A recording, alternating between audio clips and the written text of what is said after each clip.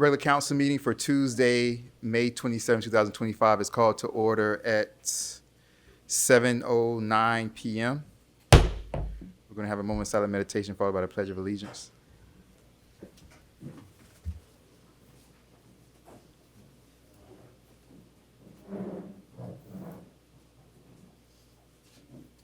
Pledge allegiance to the flag of the United States of America, to the republic for which it stands, one nation, under God, indivisible, liberty and justice for all. Thank you very much.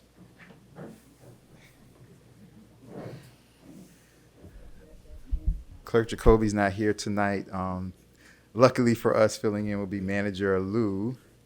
Madam Manager, when you get the opportunity, can I please have a roll call, please? Absolutely.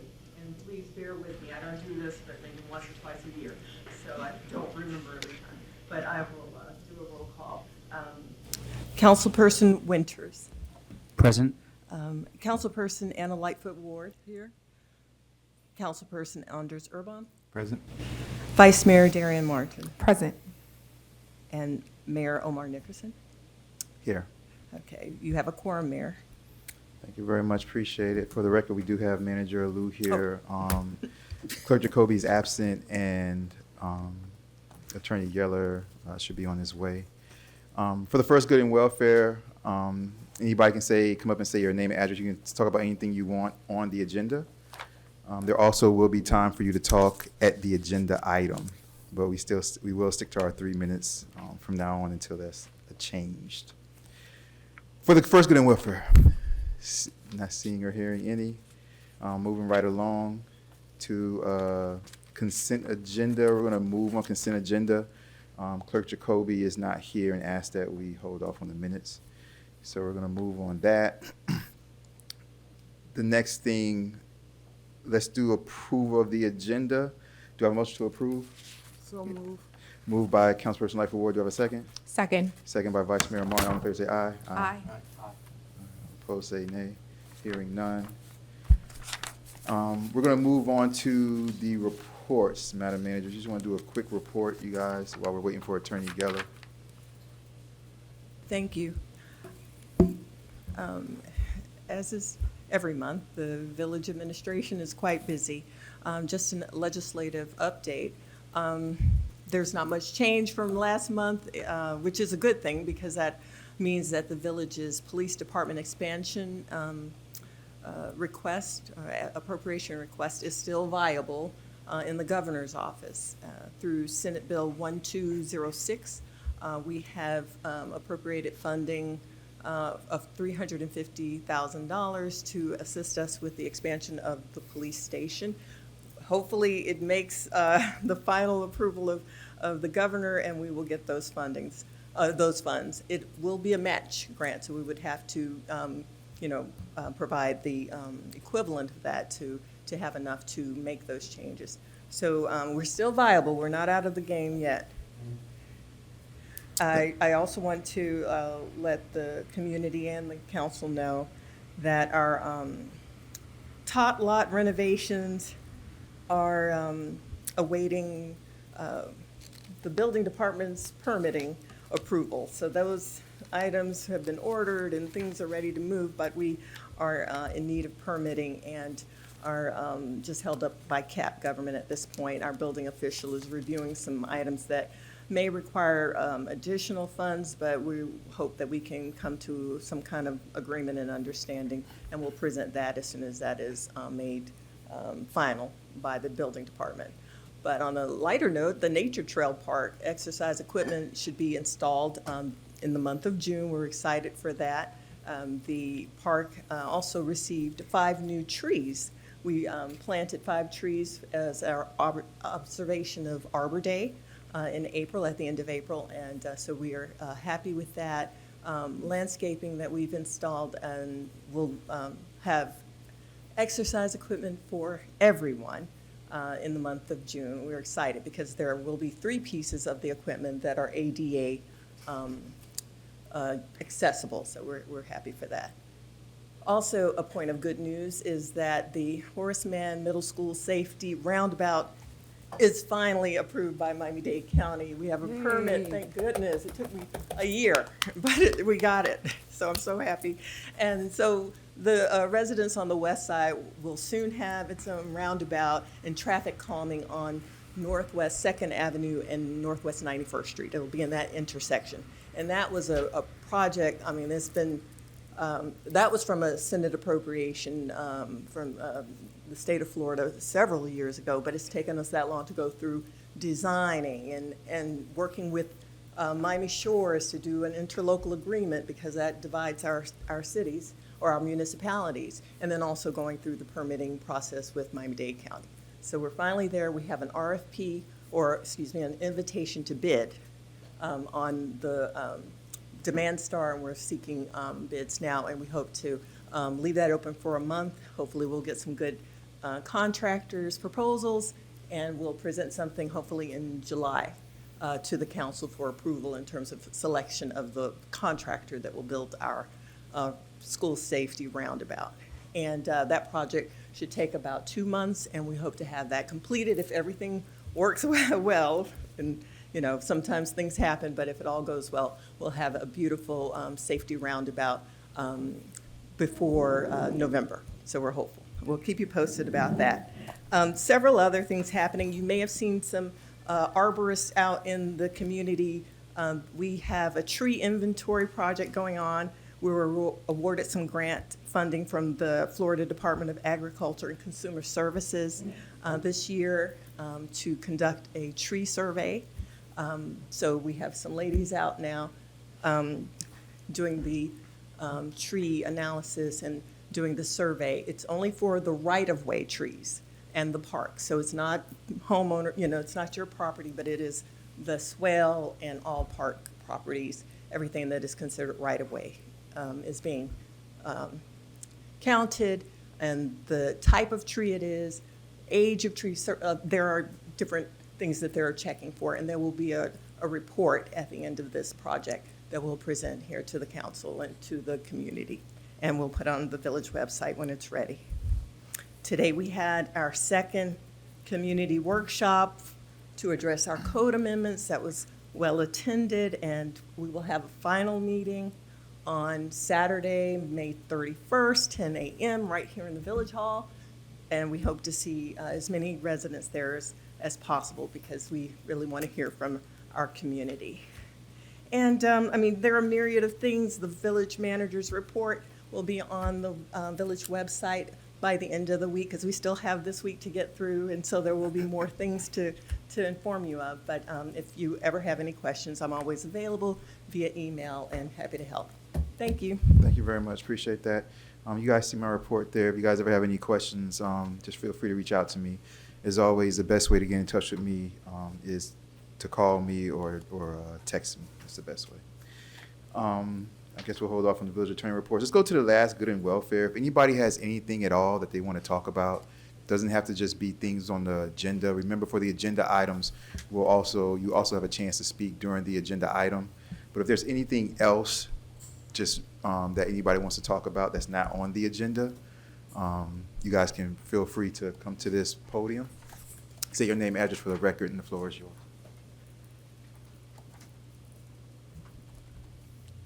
Hey, Mayor.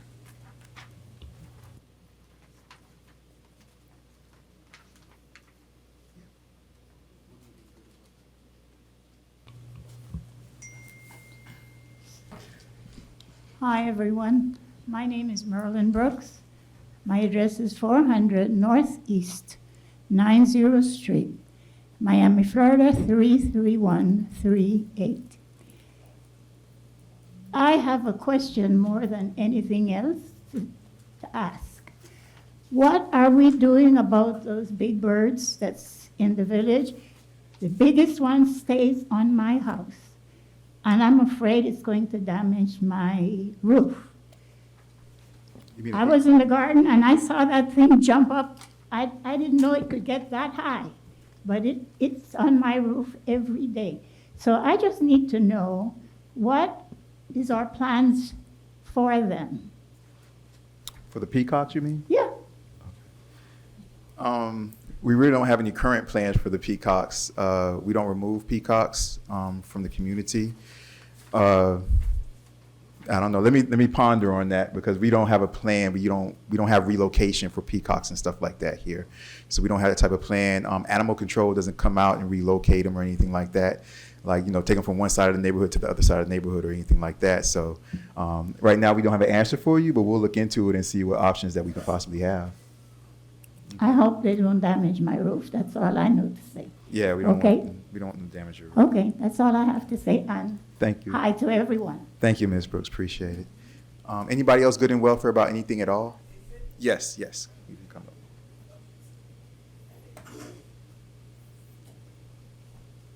Come on up. Just first say your name and address for the record. Don't forget to smile. Good evening, everyone. Good My evening. name is Georgette Campbell, Yes, it and is. address is 175 Northwest 86th Street. Yeah, so Ms. Campbell, I'm gonna tell you why Ms. Campbell's here. Ms. Campbell's here because last year during the rainy season, you guys know when hurricane season comes, which you guys are about to get that that flyer again, but you guys know if you guys need sand, I pack the sand for you. I bring it to your house. I drop it off at your house and all that type of stuff or whatever. So last year I did it for her whole street. I was doing that until I think that night I was going to like 11 p.m. But she needed extra sandbags because what was happening was her roof is damaged, and so what she's here about basically is, and I told her I would help her. I was like, don't worry. She's like, I was like, I'll help you speak. I'll help you go through it. I know what you're talking about. So basically what she's here about is this. So she asked me, she said, well, Mayor, I have tiles currently. She was like, and I want to go to shingles. I was like, you can't go to shingles. I said, we don't allow that in El Portal. I said, and if for people that do currently have shingles, we don't allow that in El Portal, but we're not messing with you until you do some type of roof repair, have to get it repaired, then you have to fall into the code. I talked about this before, the way like we kind of do things. And so she was like, but Mayor, I just can't afford it. And she started saying like, well, how do you guys work with hardship? I said, well, you know what? I really don't know the procedure for hardship. I said, but you know what I'll let you do? I said, I'll let you come to a council meeting. I said, now kind of explain your situation so that it goes on our radar. And then, administratively, we can look into, is there a process for hardship? What would be the qualifications for hardship? Should we even consider hardship moving forward and things like that? So that maybe at a later council meeting, we can have the discussion. Like we can take this right now and look at like other cities, other municipalities. Does anybody else have a program like that? Does anybody else have a process like that? Because currently it just doesn't exist. So currently she would have to go to tile, and that's just what it is. And that's the rules right now currently on the way things go. So she wanted to kind of come here and just say to the manager and kind of say to the council as a whole, not just to me, what her situation was. But she was like, Mayor, but I'm going to have her to explain. I was like, I'll explain it for you. Don't worry about it. But that's why she's here. And she just kind of like wanted to put that on our radar to see if there's anything that we should do going forward and to kind of like look into it administratively. That's why she's here. Sounds good? Sounds good. You want to add anything to it? Yes. Yeah. Really, my roof is very bad, especially due to the fact that, got damaged, keep getting workmen to fix it, and they make it worse. After doing that a few times, I said, no, I definitely have to have a new roof. I didn't know about the shingle thing until, I got a roofer. They put a contract. I signed a contract and they put in for a permit. Then they called me and tell me the city will not approve for the shingle. No, of course. I said, of course they will. There are shingles all over El Portal. So they said, well, you have to call it thing. So I called, and they're telling me, as Mayor said, no, we can't do that. Well, my pocket can't go up to tile. That's the honest truth. Due to cost of living these days, everything has gone up. In terms of my income, which is very limited, I cannot afford tile, and I can definitely not afford metal.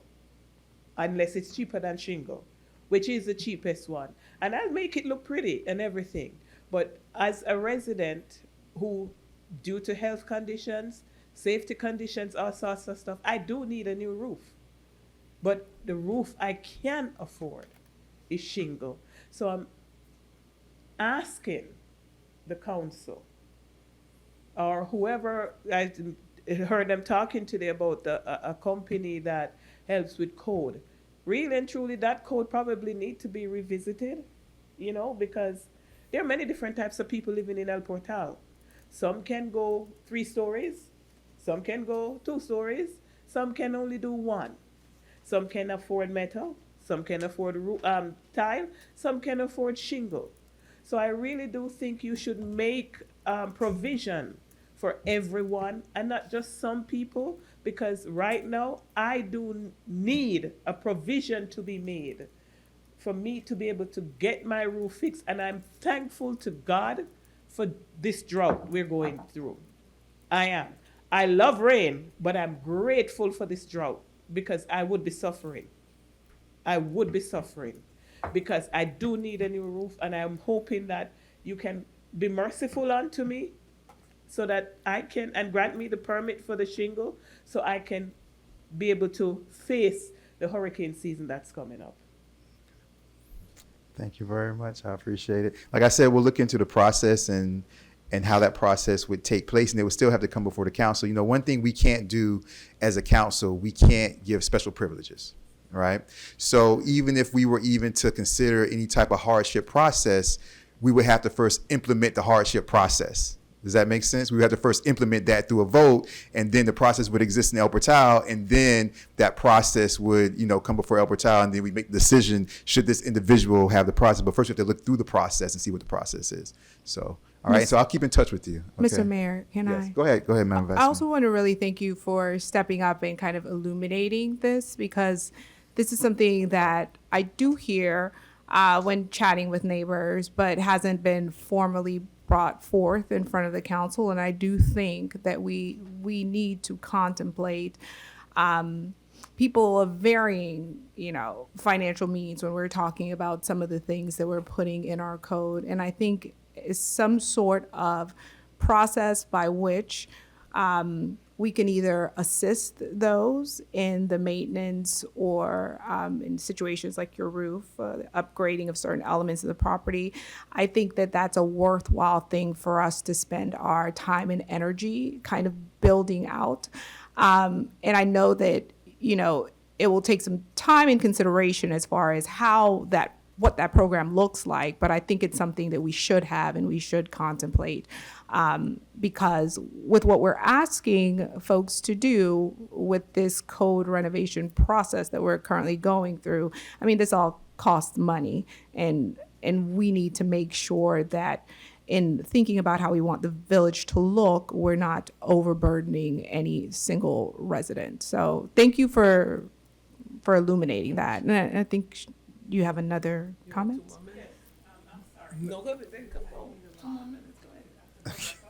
Yeah, while she's coming up, if I could, Mayor, just make a quick comment. Absolutely.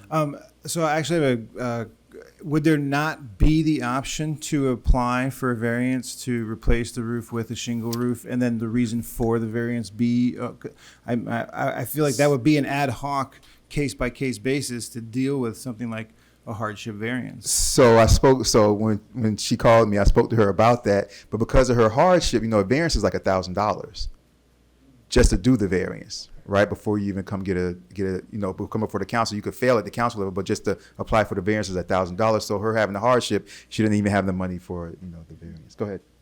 Yeah, and thank you for saying that regarding, you know, programs and stuff like that, because that is something that I've also looked into to see if I can actually, you know, skip this whole headache in terms of this permit for a tile and get, you know, find county programs and all kinds of programs. But the few that I found, El Portal is not included. They've X'd El Portal out. You know, so not that I'm not trying different ways, I am, but because it is El Portal, they've cut El Portal out of the zone for the help and the programs that are out there. Thank you Yes. so much. So that's something else we'll look into. All right, thank you very much. Just say your name and address for the record. Hi, my name is Denise White. I live at 173 Northwest 88th Street, Miami, Florida, 33150. Ooh, I've been there since I was 12, y'all. I told y'all that last time. I've been there since I was 12, okay?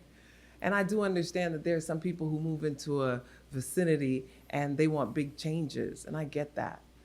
But we're really small. I don't know if anybody knows it, but we're like 4 blocks this way, and then, several blocks that way. No big deal, right? So we're not North Miami. We're not Wynwood. We're not any of those places. We're just El Portal, little El Portal, little. And when I say little, I mean little, y'all. Little El Portal. That's who we are. And there are ideas here that are fabulous and should be fabulous for any city, but we're so small. And the ideas are for big things. And I'm not for, I love progress. In fact, I love change all the time. You know me. I'm trying not to wear shoes in my life. You understand? But how much change does such a small place have to go through in such a quick time? Progress is fabulous. And it brings a lot of things, but then it brings a lot of problems too. And for those who are not vested, who don't plan on staying here because they've been here for a year or 5 years, you know what I'm saying? And you're not vested, since 12 years old. Like, I don't see myself, ooh, they cut me, that's crazy. That's so funny how that happened. Must be the spirit, right, y'all? Hey. Right, there we are, right. So those people who are here for 5 years, they're trying to make, when they leave, they're gonna make a little money here because El Portal is a cute place. We got the amount of stuff that we have going on here because we're a cute place. We're a cute, small place. And when they plan on making this humongous big thing that's across this railroad track, and they gonna make it big and it's gonna be fine, and she's bohemian, right? But we gonna move 4,000 residents in some place that has 800, 900 homes, and they bring 4,000 here. Where's my voice? I get drowned out by 4,000? That means that when they come to a meeting, that's it. My little 900 that's been here since I was 12 years old, I don't got that. But when people aren't vested in a place, when people don't have roots in a place, they can make decisions that look fabulous in the beginning. Oh, we gonna bring this to your place, thanks. But what problems are you bringing me and mine? Like her, I'm a teacher. When we retire, we don't get retirement even though we went to school longer, we don't get retirement like police or nurses get retirement. We barely making 100,000 when we retire with our little stuff that we got going on. So when I'm vested and my taxes are gonna go up because now across the street from me gonna be $2 million houses, and they're gonna look at me and go, but your property is gonna go up if I want to sell. What if I don't want to sell? What if I wanna be in El Portal for another 20 years? Then what does my taxes look like? But I understand if you're not vested that my property is gonna be more. I live on that property. And like her, I'm gonna need my roof done. Ooh, child, we gonna talk about it. They said that we should have a village review where people should sit down and talk about things like code and stuff in El Portal. I think that should be a thing that we do, where people listen to the residents who are making it happen, because as long as I stay here, I'm making it happen. When I move, then I'm not. When I'm making decisions having to do with making my quick buck, because it's not about black or white anymore, it's about green. I don't know who told y'all it was about black and white. It's green now. And some people, even if they black or white, they green, because that's where their money is. I'm saying that I want my grandkids to grow up here. I want my grandkids to play in the streets. And if I got 4,000 over here, maybe my streets is much, much bigger. That's not why my parents moved to El Portal. They moved to El Portal because they wanted their children to be safe. As a Haitian American, when we got El Portal, they thought we were bougie. They were like, y'all live in El Portal, you guys are the conceited girls. Are we? No. We just regular people trying to make it through, paying our bills one day at a time. You want to make us all big and fabulous? That's fine. And what the little people do, we got to move out because we can't afford it? Anyway, I'm just talking about being vested. And not being any color, but not just being about your green. Thank you. Anybody else good in welfare?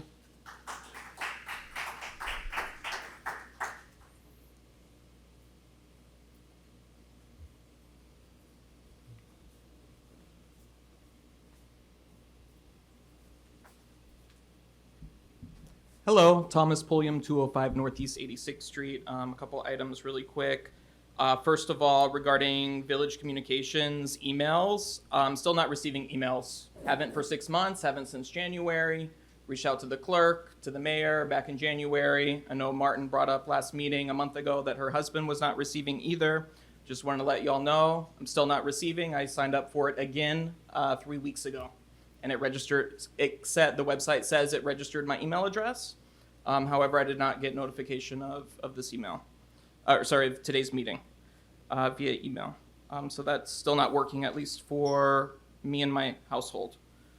I have a question regarding last month's manager's report. It says the church on Northeast 2nd Avenue is now, has changed owners and they have permits already granted. Is that accurate? Because there's been no site plan review or anything that's come before this council regarding the church. No, there's no permits granted for that church. So that was inaccurate in the manager's report? Not necessarily inaccurate. I know that the church was trying to piggyback on, and I think we spoke about this, but the church was trying to, I know we spoke about this, the church was trying to piggyback on the last school that was there because it, would become a school. They're trying to piggyback on the plans that the last school had, because within a certain time frame, if you're building something that is like what was going to be there, I think within 7 years, you can piggyback on those old site plans. Therefore, you don't have to go through the county in every single step. You can kind of skip some steps or whatever. And that's the only thing they were trying to do, but that never came to fruition. So there's no site plan or anything and no permits. And no have been- timetable of when they would be coming in front of the council No. with their plans? No.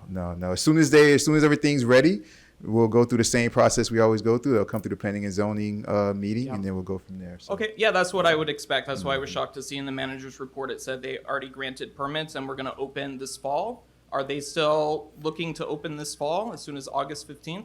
All they can do is give me a site plan, and I can call a meeting. Okay. But besides, they might want to open fall. They might want to open spring. I don't know when they want to open, but they can want to open whenever they want to. But they need to give a site plan first, and then that's how we get the process started. So I got you. Okay, great. I look forward to that coming forward. Another question, this police grant that we have on the table for, I realize it is matching funds, right? We're a small village. We spend most of our budget on police already. Do we already have $350,000 in our budget earmarked for matching funds for this, or where does that come from? And what are the actual upgrades or expansion that's on the table? I mean, either you and I, Yeah. or I could do it. Okay. Go ahead. Well, I can say that, no, we don't have that identified yet. There's a process for all of this. We apply for everything that we may qualify for in hopes of getting something. Sometimes it could be CITT funds. In this instance, we wouldn't use that for expansion of the building, but there may be some other funding that we can utilize to match if we get it. A lot of times I'm just throwing spaghetti against the wall and hoping something will stick because I'm trying to get us something that we can utilize. It could maybe be something that comes down the pike with a development agreement or something that we'll use to match the funds. But we don't have that identified and it's not been granted yet. So if it does, then we find an opportunity to match it. Okay, thank you. That's clear.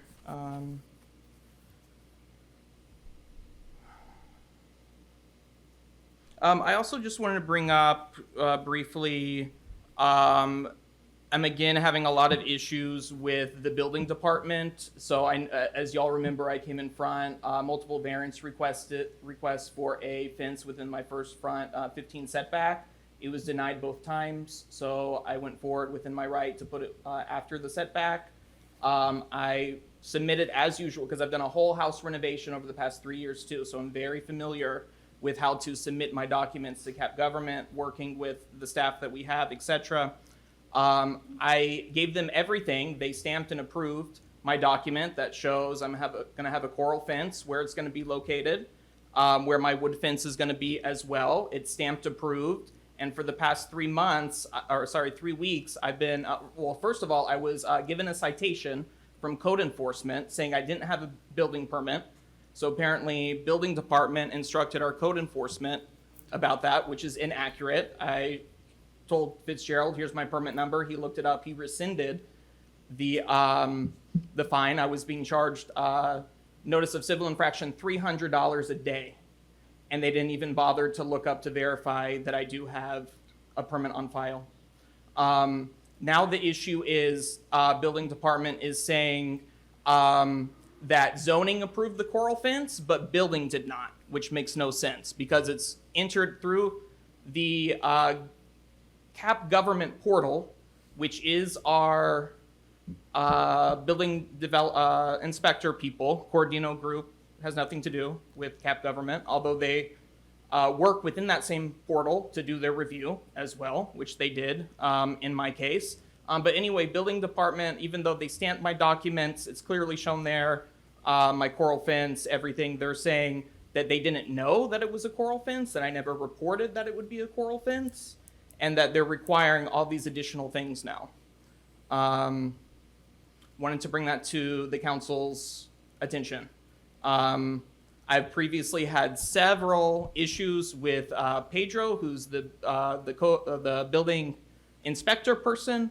I've even called CAP government myself, complaining to Carlos, the CEO of that company. Lots of issues. Just again, I got renovated my house, so everything was redone. And so I've been dealing with CAP government and Pedro for some years now. But it's consistent issues. I would really love to request the village to ask if CAP government can replace Pedro with another building inspector. Understand we have a contract with this company, but that doesn't mean we need to be served by someone who is not actually handling the village's business appropriately. I would also, and I probably won't get an answer, but would love to understand how the building department is allowed to tell code enforcement to go find someone without evidence and with it being incorrect. And also, why did code enforcement not look to verify that I have a building permit before issuing that fine, which also costs the village time and resources, hours of our code enforcement, hours of our building department, hours typing the letter, $10 spent sending it to me via certified mail, plus all this time spent of me being in this dysfunctional process, trying to resolve it and sort it out. So I wanted to bring that to everyone's attention. Thank you. Thank you very much. Appreciate it. Anybody else good in welfare? Last chance, good in welfare. Moving to agenda items. No more good in welfare. I have one thing to say just quickly. Go ahead, Councilperson Irwin. In regards to Pedro, I would question anyone's judgment who would meet and have a conversation with Pedro who would not respect his experience and knowledge. That's all I have to say. All right, thank you very much. Anybody else good in welfare? Yes. Does mine work? Yes. Can I? Yes. Okay. Thank you. Actually, I agree with you. Pedro has much knowledge, and I appreciate whenever I have a conversation with him. He knows so much. It's wonderful. Vice Mayor, I want to add on to what you said earlier about dealing with all of the hardships in El Portal. Right now, we are actually fixing code and what was allowed in code. We had even a town hall meeting today.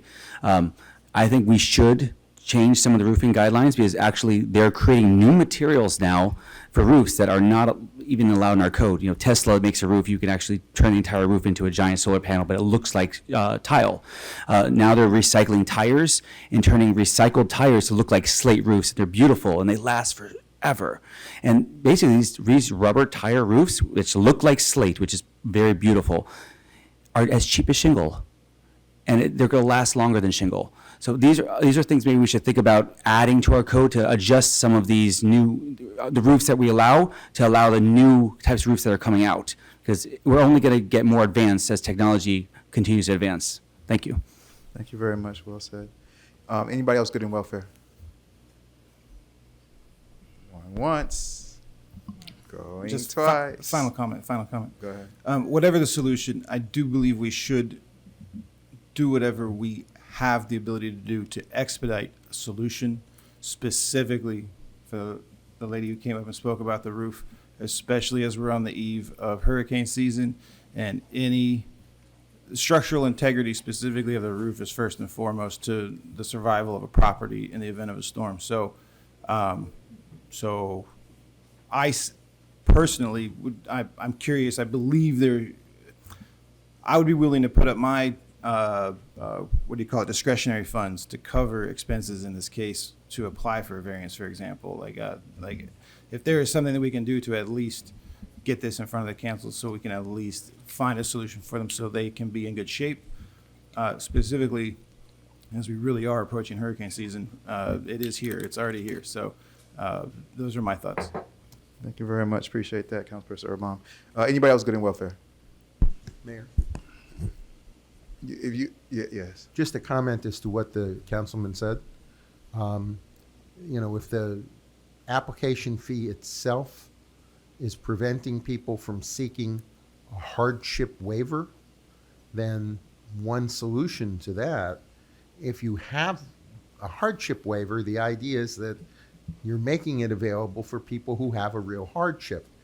The application fee does not have to be a bar to them from seeking hardship. You can institute a hardship waiver of all or a portion of the fee if you can show that you have a hardship. So I'm not saying you certainly don't have to, but as far as options, if people are eligible to get a hardship waiver for the actual roof, you don't want the amount of the application fee to be a bar. You can look at some kind of a hardship waiver for all or a portion of the fee. It's an option that you have. Yeah. So I don't know when you walked in, Attorney Geller, but what I said was we have to put in place a hardship process. And once we put in place a hardship process, then that process will be there. Right now, we have no hardship process. So the only thing you can do to go outside of code is to do a variance. So right now, there's no hardship waiver, there's no hardship process, there's no hardship anything. You would still have to have a variance granted. There is, you can't get around that just saying it's a hardship.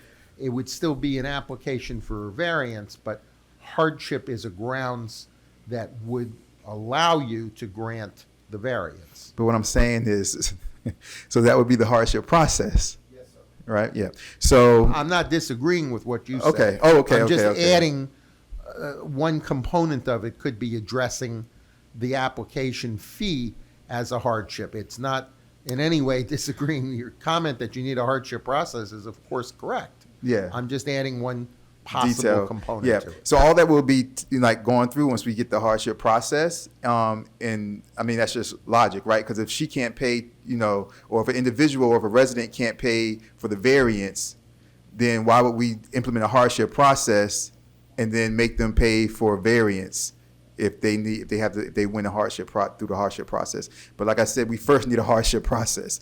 There's no hardship waiver. There's no hardship anything currently. So, anybody? Oh, name, address for the record. My name is George Alvarez, 165 Northwest 88th Street. Would there be, for the lack of a better word, a legislative remedy for a situation like Mrs. Campbell's? That is to say, could, let's say, she and I speak to one of the council people and say, hey, we think we've got a good solution. And actually, if I could ask Councilperson Winters real quick. I would just want, because Councilperson Winters had some great information. And in fact, I was going to bring that up to Mrs. Campbell. There's a lot of cool new materials that might come close enough to whatever the intention of prior code had been. And the more information you have and I have, maybe I could, or she could, or somebody could say, hey, Councilperson Lightfoot Ward, can you sponsor this thing? We think it can apply to enough people. It's not just singular to Mrs. Campbell or whomever. But the materials, it's an easy solution. Mm-hmm. So something has to exist first, like we're legislative, right? So we vote on things and we vote things, we vote our opinion, but it has to exist first, right? So if there is, so for example, we have certain materials that are acceptable materials. All right. If it's not an acceptable material, currently she would have to pay $1,000 for a variance for a material that's not listed as one of our accepted materials, right? Right now, shingles are not accepted, right? Metal roofs are accepted. Tile roofs are accepted. That's what it is currently. If you want to bring in a Tesla roof, that's not currently part of our accepted materials. That's still a $1,000 application fee for a variance. Would there be a legislative remedy to, you may be anticipating what I'm about to ask right now. Go ahead. But would there be a legislative remedy to either or both waive a hardship fee for a variance when we, obviously the situation will dictate, as Councilperson Urban stated, an important situation. It is a singularity. Perhaps we can waive a hardship fee for a variance, and or maybe that we can redefine accepted materials so that it wouldn't require a variance. So The first part of that is what I just offered just a few moments ago as far as the fee. It's an add-on. It's one more button. I'm not here to Right, comment it's on one the more barrier. materials. It's one more but barrier. It's one more Potential barrier. solution is to address the amount of the application. It still requires that the council have, as the mayor said, a hardship process. But one element of that it's exactly the point. I have no comment, of course, on the materials. I leave that to you. But the fee can be, you're correct, the fee can be one part of the hardship process. That was the point of my comment. Yeah, so all this right now is not what we're speaking of until we get a hardship process. We're just spinning our wheels. There's no hardship process, so there's no way to go to an elected official right now and say, hey, waive the hardship process. Right. Waive the hardship fee. There's no hardship fee. There's no hardship process. Hardship doesn't exist right now in El Portal. So like I said, the first thing we need to do is find and establish a hardship process. Until we do that, there's nothing else to discuss when it comes to that. We have to first establish a hardship. The law has to first exist for us to vote on the law. Okay, so my question is, if I take money from discretionary and just pay the application fee, within the application, is there an opportunity, as stating the reason for the need for the variance at that point, a hardship? What I'm trying to find out is there already a process anywhere within reach that we can get to now? I've already sent an email suggesting that we, expedite this process to get a hardship process in place. But if I put up the money for the application, does that give her access to hardship as the reason for variance? So you put up the money, let's say you put up the money for a resident for the application. You pay for them. They're in the variance process. In the variance process, they can go for whatever they want to go for outside of code. In the variance process, it comes before the Planning and Zoning Committee. We either pass it or we don't.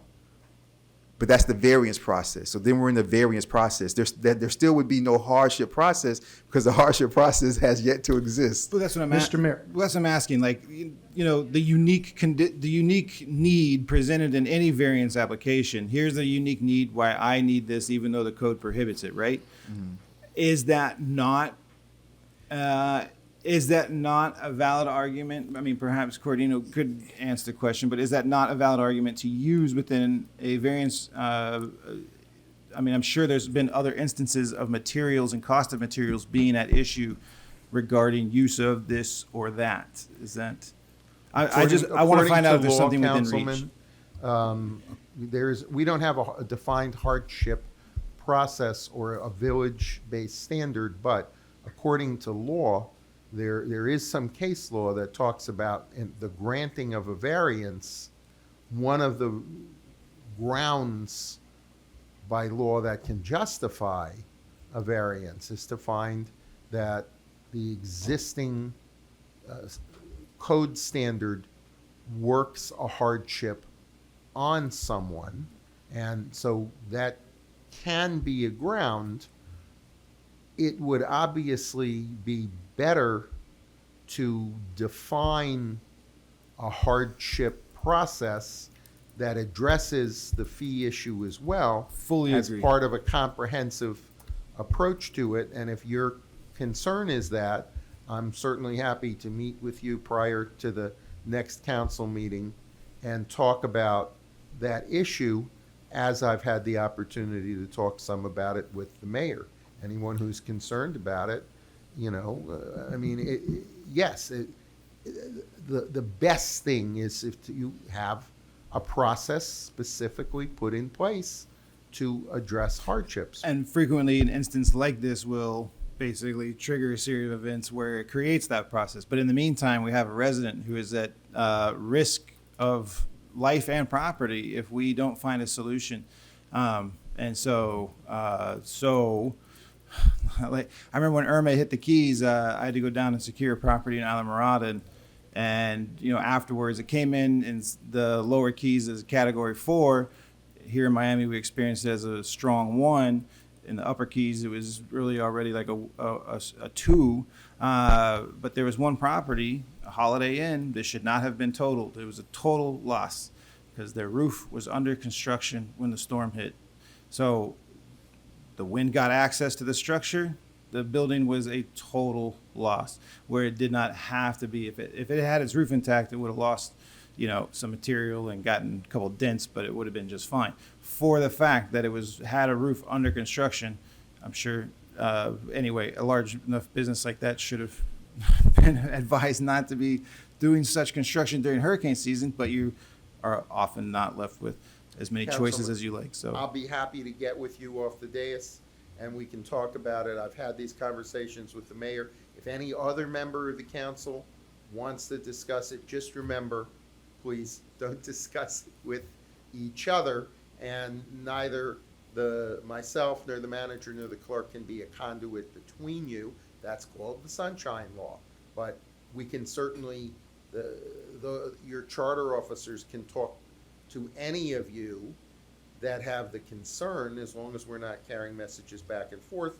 And the mayor's idea of developing a hardship process is the best way to go about it, but there may be some things that can be done in the interim to address a specific issue according to what the law provides. Attorney Geller, is there any way that we can have you and the manager get together and by the next council meeting give us a legitimate mock-up of a hardship program? 1.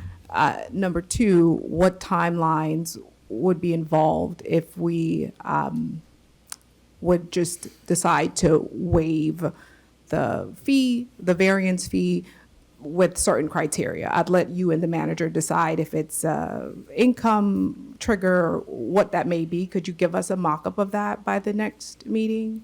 Yes. Okay. And in fact, if it's the desire of council, we can try to do more than a mock-up. We could try to prepare something for first reading That would be awesome. for the next meeting. I think this is the will of the council. I know it definitely is my will. If you could do that, that way we might be able to avoid anyone having to put up their discretionary funds, but still have a process in place that may not only serve the young lady this evening. Could you please remind me of your name, please? I'm so sorry. Ms. Campbell. But I'm assuming that there are other residents in the village that might want to avail themselves of this as well. Well, the answer is yes. Let me just give the one small caveat, which is that we've spoken to and the mayor has already been working on this, so we don't want to reinvent the wheel on the part of myself and the manager, where there's some substantial work that the mayor's already done. The best would be if we can take that, get with him, build on what he's already done. Happy to talk to each of you, as I'm sure the manager is as well, and we can bring something back. Unless there's something I'm unaware of, we can bring something back for first reading for the next meeting. And remember, first reading doesn't have to be perfect. First reading, we can bring it to you. You can amend it, you can change it, you can say, no, I'd rather do it this way. And we can still move, unless there are circumstances where the changes are so drastic that you have to have a new first reading if it's changed completely. But Very true. small changes that don't change the thrust and the substance of what you're doing, you can amend it on first reading. You can amend it when it comes back at second reading. And just because it's not exactly how we present it to you does not mean that it can't get through the first reading, where this is considered, obviously, from the comments that have been made, it's time sensitive. So Very you can have the true. first reading It- and still move to second reading Very at the true. I following think we meeting. just want to get the train out of the station, and I completely agree with you. I think the mayor has done an awesome job of kind of wrapping this up for us and giving us also a really great, like, just visual representation of the need for this thing. So I appreciate the work the mayor has done on it already, and I'm sure that the body will kind of, move it along, because this is important. I'm sure that together with our planning and zoning consultants from Corradino, who are always extremely responsive to us, and we appreciate that, I'm sure that with their assistance, the manager and I can find out where the mayor's at, help him bring that idea that he's already got, and place it in front of you for a first reading for the next meeting. Perfect. And just one additional question I had for Councilman Winters. This material that you're talking about, is it ready and available on the Yes, market everywhere. at this point? Okay. Yes. Maybe then that and whatever other materials you're thinking about, you can get with Scarlett to see whether or not. It's a slate roof, and it's everywhere. It's hurricane approved. I checked that too. Okay. So Miami-Dade County approval. Perfect. So maybe then that's something that Scarlett needs to know about when we're figuring out what materials are allowed under the code. I've never heard of it, don't know if it's available on the market or if it's available down here in Florida. So thanks for the info. Thank you, Madam Vice. And just for the record, let me just give that other caveat too. We can prepare the form, and I'm sure working with Ms. Hammonds and her people.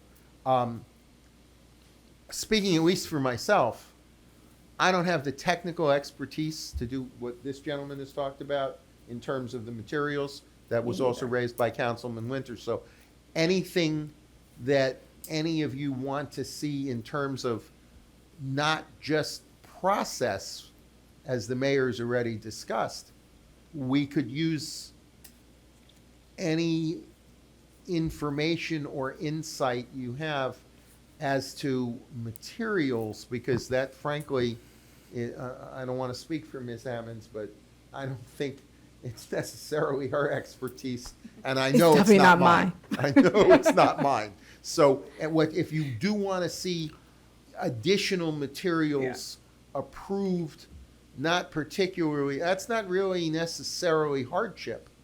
That really goes to just what your code provides. Yeah. And we're happy to address that as well, but For you have to sure, tell two different us- things. I just want to make sure we're out of the station for the hardship, but also that we're thinking on cutting edge materials that might work and letting the professionals vet as far as whether or not it's appropriate, it's really available to the residents, all of those things that are beyond me as well. And that would certainly be something that we would want to seek the expertise of the building Yeah. department on. For sure. Because ultimately, if the building department has an issue, or if the materials, they may be new and they may be perfect, but we are constrained in our village to approve things that are approved by Miami-Dade County and that are in accordance with the Florida Building Code. We can't just say, hey, we have this I great know, idea. cool new thing. It has to go through the approval process, and it has to be tested and proven, but that doesn't mean that we can't, if there's some expertise that's here, that the village can't, with the assistance of the building department, we can assist in saying, like, hey, Miami-Dade County, how about these recycled tires that look like slate? Can we do that? If you haven't approved it, can you approve it? We don't have to wait for them. We could be the impetus, if it's not already being reviewed, maybe it is, to do that. But that, as you say correctly, Vice Mayor, that's a separate, it's related. Yeah. It's a but related distinct. issue, but I just wanna make hardship sure- is clear, And then Yeah. pushing that with the assistance of the building department is also worthwhile and important and might For reduce sure. the need for someone to seek a hardship. For sure. Just want to make sure we're doing the hardship and we're going along, but we're also thinking innovatively, right, within the confines within which we can. So thank you for highlighting this material.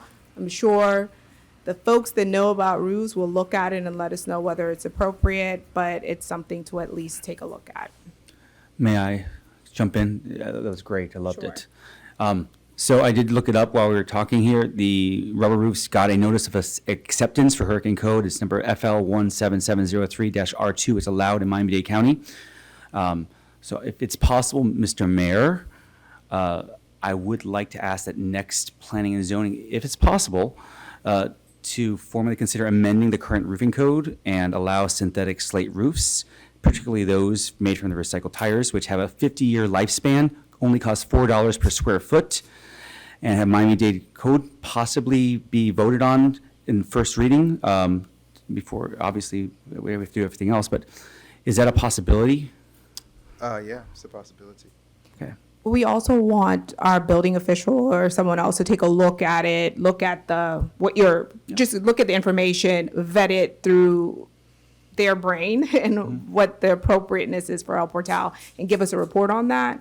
I think that report would be a great way to start this conversation without kind of putting the cart before the horse. So would the manager find that information for us? Yeah, you would instruct the manager as to what it is you would like for the building official to tell you about. Madam Manager, is that possible that we can obtain that information from the building official? I don't know. I'll have to ask the building official who's not present, but we can ask. Also, no, you are going through a code amendment process right now. You can amend the code to include other building materials. So you actually are in a good place to get this started. Yeah. But I can ask the building official if he has some insights he can share with us Thank you. about material, The like only alternative material. worry with the code amendment process, what we're doing in the town halls right now, is it might be too late by the time all those codes come in, and we want to make sure she's protected before hurricane season, if it's possible. That's it. Okay, we'll work on it. Or we'll work together to figure something out. Thank you. Thank you very much. Vice Mayor Martin, Councilperson Erbaum. You go ahead, Mr. Alvarez. This is, I guess, a question either for the mayor, but Mr. Mayor, you can tell me maybe it's more appropriate for Madam Manager or Mr. Geller, Attorney Geller. It sounds like Mrs. Campbell's situation is in fine hands. Like, this is good. I like this a lot because this makes a lot of sense. And I've been reading about passive houses and the resistance that a lot of municipalities throughout the world have towards passive houses. Now, obviously, it's a style of building. It's not just about the materials, but it certainly sounds promising. So, using perhaps Mrs. Campbell's example, how could I or Mrs. Campbell or anybody in this room who thought that they had a good idea for legislation, for an amendment, regardless of any code modernization we may be attempting and may take a long time, how would we go about that if we had something that seemed good? Just come to me. And helpful. Just come to me. In this case. Just come to me and let me know what your idea is, and let me know just kind of like how it would work, and then I'll discuss it with the manager, and if it seems like it works with the administration, then I put it on the agenda. So that's how it works. The mayor's the head of the legislation, the manager's the head of administration. Mm-hmm. So the agenda is always set by the mayor, so I decide what goes on and what doesn't go on. But I have to first see if it's viable. Whatever comes to us, I have to first see if it's viable, first see if like our staff can do it, first see if like, the manager agrees, and then I put it on the agenda. Okay.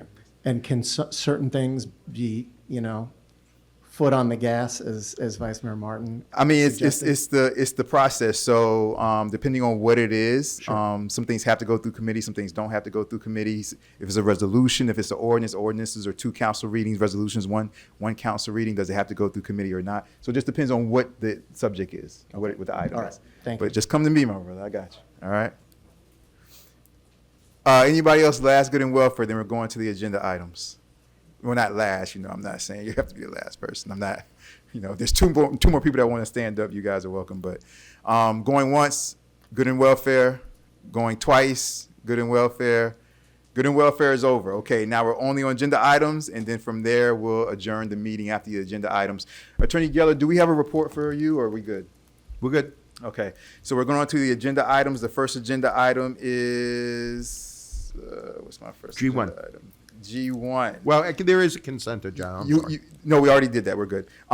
So what you want to do, Attorney Geller, is to stand up and swear everybody in who's going to be speaking on the agenda. Everybody who's going to testify on any of the 3 items, if that means stand up and give your opinion or offer evidence, please stand up, raise your right hand, and say aye and state your name. Do hereby solemnly swear that the testimony I will give tonight will be the truth, the whole truth, and nothing but the truth. So help me God, or you may take an affirmation. Thank you. All right. Witnesses are sworn. Thank you very much, Attorney Geller.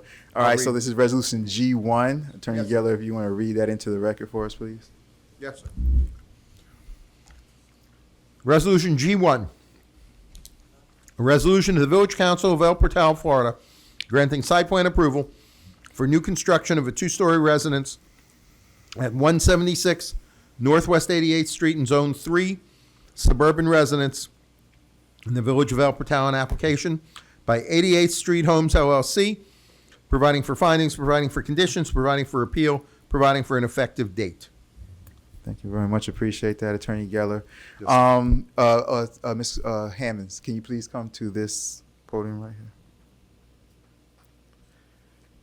here? Okay. Ms. Hammonds, for Resolution G1, we know that this is a table from last time. Have there been any adjustments or any new conditions or anything? No, this is what was approved by the Planning and Zoning Board in its entirety, exactly as it was approved. No changes. Okay, do I have any questions or comments from the council before I go to the audience? Hearing none, seeing none. From the audience, this is about Resolution G1. All right, for the agenda items, I am going to do the 3-minute thing. Now, I tried that. This is the middle point. I should have did it for the good and welfare, but I was like, I'll let good and welfare go. Let people, talk about whatever we're going to talk about. But I am going to enforce our 3 minutes for the agenda items. This is for Resolution G1. Anybody want to come up and talk about Resolution G1?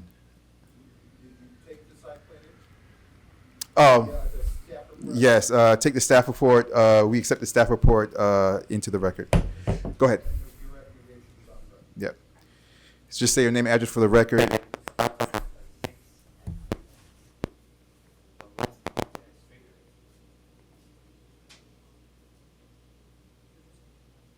Go.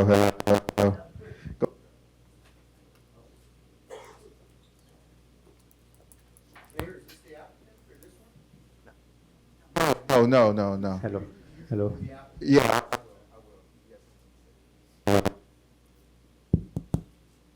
Federico Zapata, 156 Northwest 89th Street. I urge the council to please approve this project, move it forward, spare them for the suffering almost 2 years on splitting the properties and showing the will to propose a great project that will enhance the community. So please move forward for approval. Thank you very much. Appreciate that.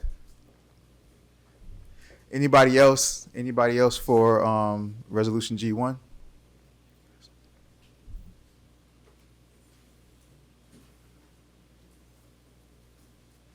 Yeah.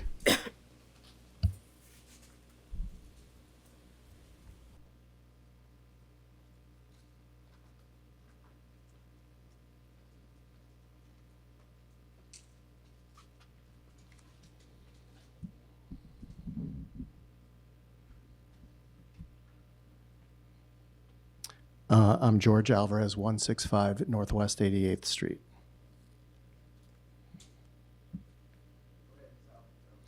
Okay, I just have a few questions, and then I will sit down and they can be answered as appropriately. Or in the time, whatever you guys want to do, that's fine. My first question is, because I asked this last month, but I don't remember getting an answer because of the paperwork issue. Where are the septic fields going to be for 176 and 178?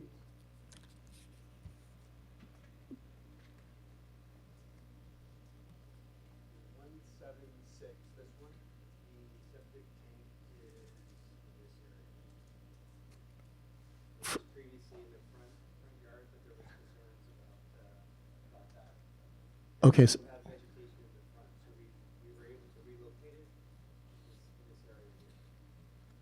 great. Mirror? Right, right.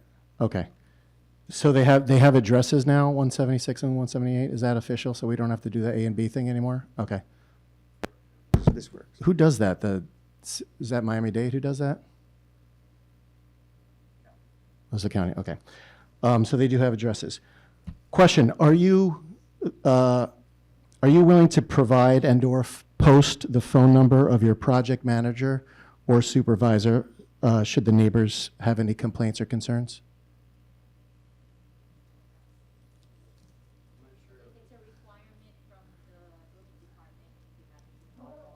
Well, I'm asking you to do so regardless of that. Sure. But assuming that they are willing, would you be willing to?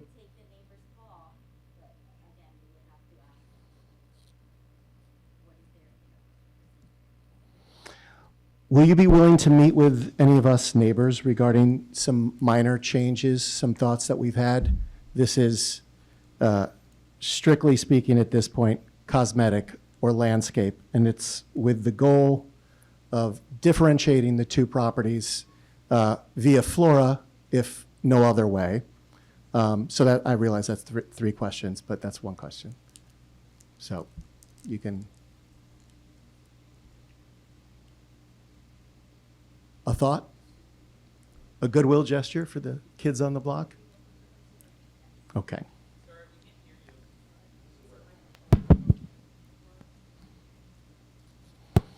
We'd be open to considering it, yes. Open to considering it. Thank you, guys. Would you be willing to meet with a few of the neighbors at some point should they want or have uncertainty about your flood mitigation efforts, which I think they sound fine to me, but that question is out there. Yeah. Like sometimes a little walkthrough is a good thing. Thank you. The site plan for this May meeting has a note saying that there were changes to the garage's roof and some exterior materials. It's not any different from the same note that's on the March site plan, but I think it was different than the one in January. I'm assuming that it's the same changes, but were there any additional changes, and if so, yay? Not since the January plan. Okay. So they have not been changed yet. Okay. I'm sorry, I know we're having microphone issues, but you still need to at least try to talk into the microphone. The changes that were requested by council in January were made for March, and no changes have been made from March to now. Okay. And for the council, okay, no changes from March till now. The resolution that was published or whatever was sent out, I think might have what is now an incorrect address. Thank you guys for your time, and I hope that you'll consider what we're, asking about. Thank you, guys. Thank you very much, Mr. Alvarez. Appreciate that. You went over a little bit, but you're good. All right. I don't know what happened to my buzzer. There we go. Okay. I think I'm on now. All right. Well, he put the 3-minute warner on for me, y'all. No, I put I'm it not on for gonna him. be- I put it I'm on for not gonna be Mr. there long, Alvarez also, Mr. but my Mayor. buzzer It's wasn't gonna be buzzing. okay. I'm not gonna be there for That's long. all good. So, I just have a question that if I think they call it the flood You have to, I'm sorry, mitigation- ma'am, but just Name for and the address. record. Name and Oh, address. my name is Denise White. I'm 173 Northwest 88th Street. I know you spoke earlier, but for the record of this. No, I get it, Mr. Geller. Thank you, Attorney Geller. I apologize. I'm gonna get with it. I'm learning as I go. I do thank them. I do thank them for building across the street for me because you done woke me up, right? Because I was asleep before and I didn't really care much before, but I'm here now. Right. That's number one. Number two, if flood mitigation and after you get approved and you finish building and what have you, and my neighbors in the back and then the side, and I know they're not here, so you're like, well, why are you talking to them? They just a little tired because they figure that your big money is gonna beat their little stuff, so they didn't come this time, right? So just asking for them, if after you build, my neighbors on both sides and in the back, all three of those people get flooded out, what do they do about it? Because you've already been approved and you've already built.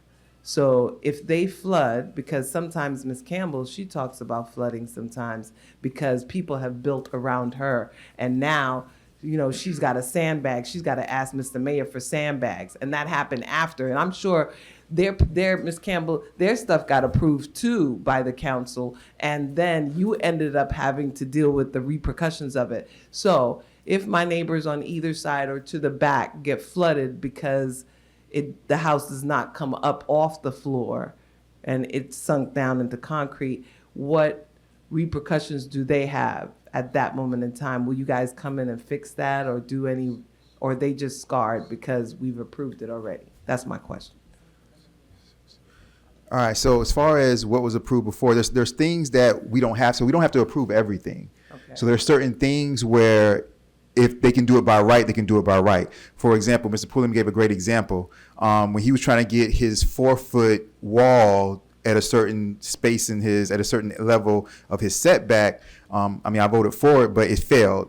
Now, by right, he can then do his 6-foot fence, 6-foot wall at the 25-foot setback. So he don't have to come before us for that. So I understand what you're saying, but I just don't want to put out there that, this is happening and these people are flooding because the council passed something. That might have been, we have to look into that. That might have been a property that didn't even come before us. But this is, You see what I'm saying? Ms. Campbell's stuff the people around Ms. Campbell, and from what I hear on 86th Street, because we've spoken to those residents, they say that because Of the height. the height of other newer, what do you call those things? Properties, newer sites newer sites or properties. what have you. Now, when it rains, the flooding happens to her, and then she's got to come over to you and say, "Hey, can I get some sandbags? Because I can't afford all those sandbags, and you have to give her sandbags or what have you." So what I'm asking is, we approve one of their buildings. We're about to approve the second building. What I'm saying is, after they build, if my neighbors get flooded, what do we do then? Do we just give them sandbags too? I understand what you're asking, but what I'm saying is that before we even get to that question, I just don't want it to be out there like it's a fact that we passed that other house. I don't know if we passed that other house when we're talking about Ms. Campbell getting flooded out or who we have to give sandbags to. So what I'm saying is we don't know for sure if that property came before the council. It might not have to come before the council. So I just want to put that on the record before we move forward to the question. That was only my first point.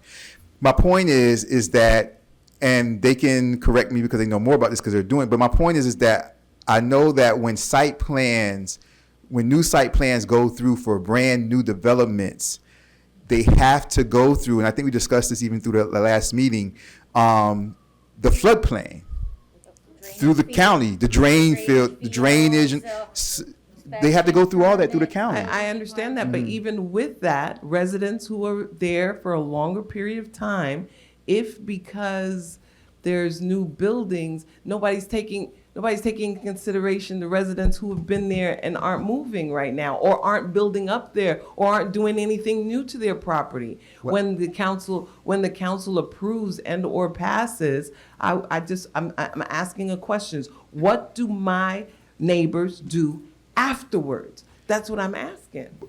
What, I mean, will they come back and say, oh, well, you know, our flood mitigation didn't really work, so we're gonna fix something up. We're gonna do a little something so that it does work out. Or once theirs is passed and they build, right, because it's passed and they build, and my neighbors get flooded, we just like Ms. Campbell going, oh, well, passes some sandbags. I'm gonna go to your Attorney Geller, but what I would say is the question not necessarily is what is everybody going to do when this happens? I Because said if it happens, Mr. Mayor. okay, all right, I didn't hear the word if. That's what I was Right, waiting for. I was waiting for the they word didn't build if. yet. It's Yeah. only a if. Yeah, so I was It's a waiting. if. I was waiting for the word if. Uh-huh. I didn't hear it. This is the past time when you were Uh-huh. just speaking. And we can look back at the transcripts next time. But I didn't hear the word if, and that's what I'm saying. So, and we can get to the answer to your question. I'll go to your Attorney Geller also before I answer it. But what I'm saying is that the concern about what's going to happen if these flood situations happen, they're giving a viable answer of when a new property development is done, you have to go through the county and get the floodplain, the drainage plan, and things like that. That's the answer. Now, if the answer is not something that people either believe or agree with, or think that the county does a good job, that's different. But that's the answer to the question. So it just depends on if you like the answer to the question, you might be like, well, you know what, Mayor, the answer's not good enough for me. Find me a better answer. But that's the answer to the question. The answer to the question is, yes, it's an if, and through the county of new developments, through the floodplain, through the drainage plan, that if the percentage is greatly diminished.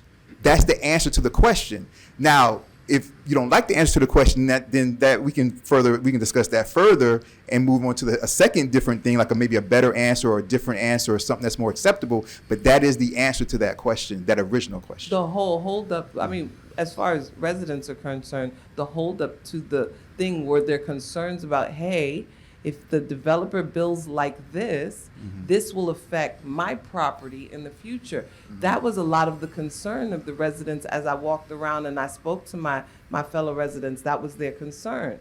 So can I not ask a developer that, hey, if the county approved and everything approved and it builds and these residents have issues, what recourse will you set? Are you going to set any recourse for us? Is there something that you could do or say, okay, well, hey, if it floods, then we'll try and help? Or do we just go for sandbags? Because then at that point, then residents who are here who have been here forever, me, right? Residents since we've been here forever, then we need to be on the cancel then, because we need to be like, no, we're not approving that, because that might adversely affect somebody else. I mean, to a certain extent. No? No. So I think what you're asking, in essence, Attorney Geller, I'll come to you, but let me do this. I think what you're asking, in essence, is, are they raising their property? Are they raising their property? Because I'm talking, regardless, whatever the county approved, or whatever's going to be approved tonight, or what have you, because the question was asked one time. I had a conversation with the young lady, and she asked me, I said, well, would you guys consider just raising the house so that you're not sinking concrete? She says, no, we worked with the people and this happened. And I said, okay, cool. But if in the end, after it is built, my baby's on the back and in the side, got water now, they squashing in water when it come rainy time. That's what we're worried about. Miss Campbell, we worried about rainy, and now they're swashing in their backyard.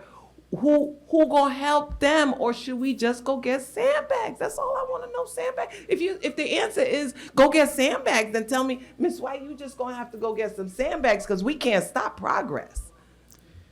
Sandbags is always an option. Why would the properties around them be flooded? I don't know, Miss Campbell. No, Why is your property flooded, Miss Campbell? Why is your property flooded? Should we ask Miss Campbell why her property is flooded? No. He said no. He don't want to talk about that, Miss. No. I did not say that. And you're way past 3 minutes, but we're gonna Oh, keep this. okay. We'll keep. No. I can sit down. I made my point already. I mean, we'll keep understand this this. going. I already know. No. I already know that this gonna pass tonight. No. So my battle on that is. But you know, I'm here for the war. So we gonna carry on. Like I'm here for the war. We gonna be here. So it's okay. I mean, So, like Miss- I told you, you woke. I'm woke now.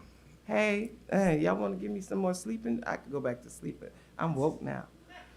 So the reason why Miss Campbell's neighbor and the water runs down is because Miss Campbell's neighbor, the house used to be at a certain level, and then they heightened the house. Look at Miss Campbell shaking her head in agreement. So, like I said before, the question is, are they building the house up? Because we're referring to Miss Campbell's situation. It's because the neighbor built the house up. So like I said earlier, the real question is to ask them, hey, are you guys building the house up? That's the not what I wanna question. ask, though. But that's not what I want to ask. That's the I wanna question. ask, Now, besides is there that- recourse afterwards, and I'm asking them. I'm in love with you, Mr. Mayor. I'm in but love with- I'm in love with you asking them. also. If they say, well, no, because nobody says we have to do anything if that happens, then so be it.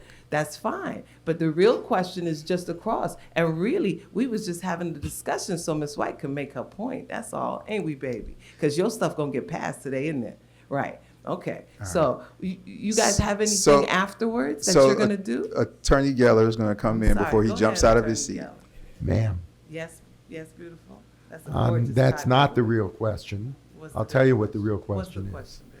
The fact is this: we have something in this state that hasn't been around forever. Mm-hmm. It's called the Florida Building Code. Mm-hmm. It is a law that applies across the state. Mm-hmm. We didn't used to have it. Mhm. We used to have something called the South Florida Building Code. Mhm. Now there's one. Now El Portal has some flooding. Mm-hmm. It has always had some flooding.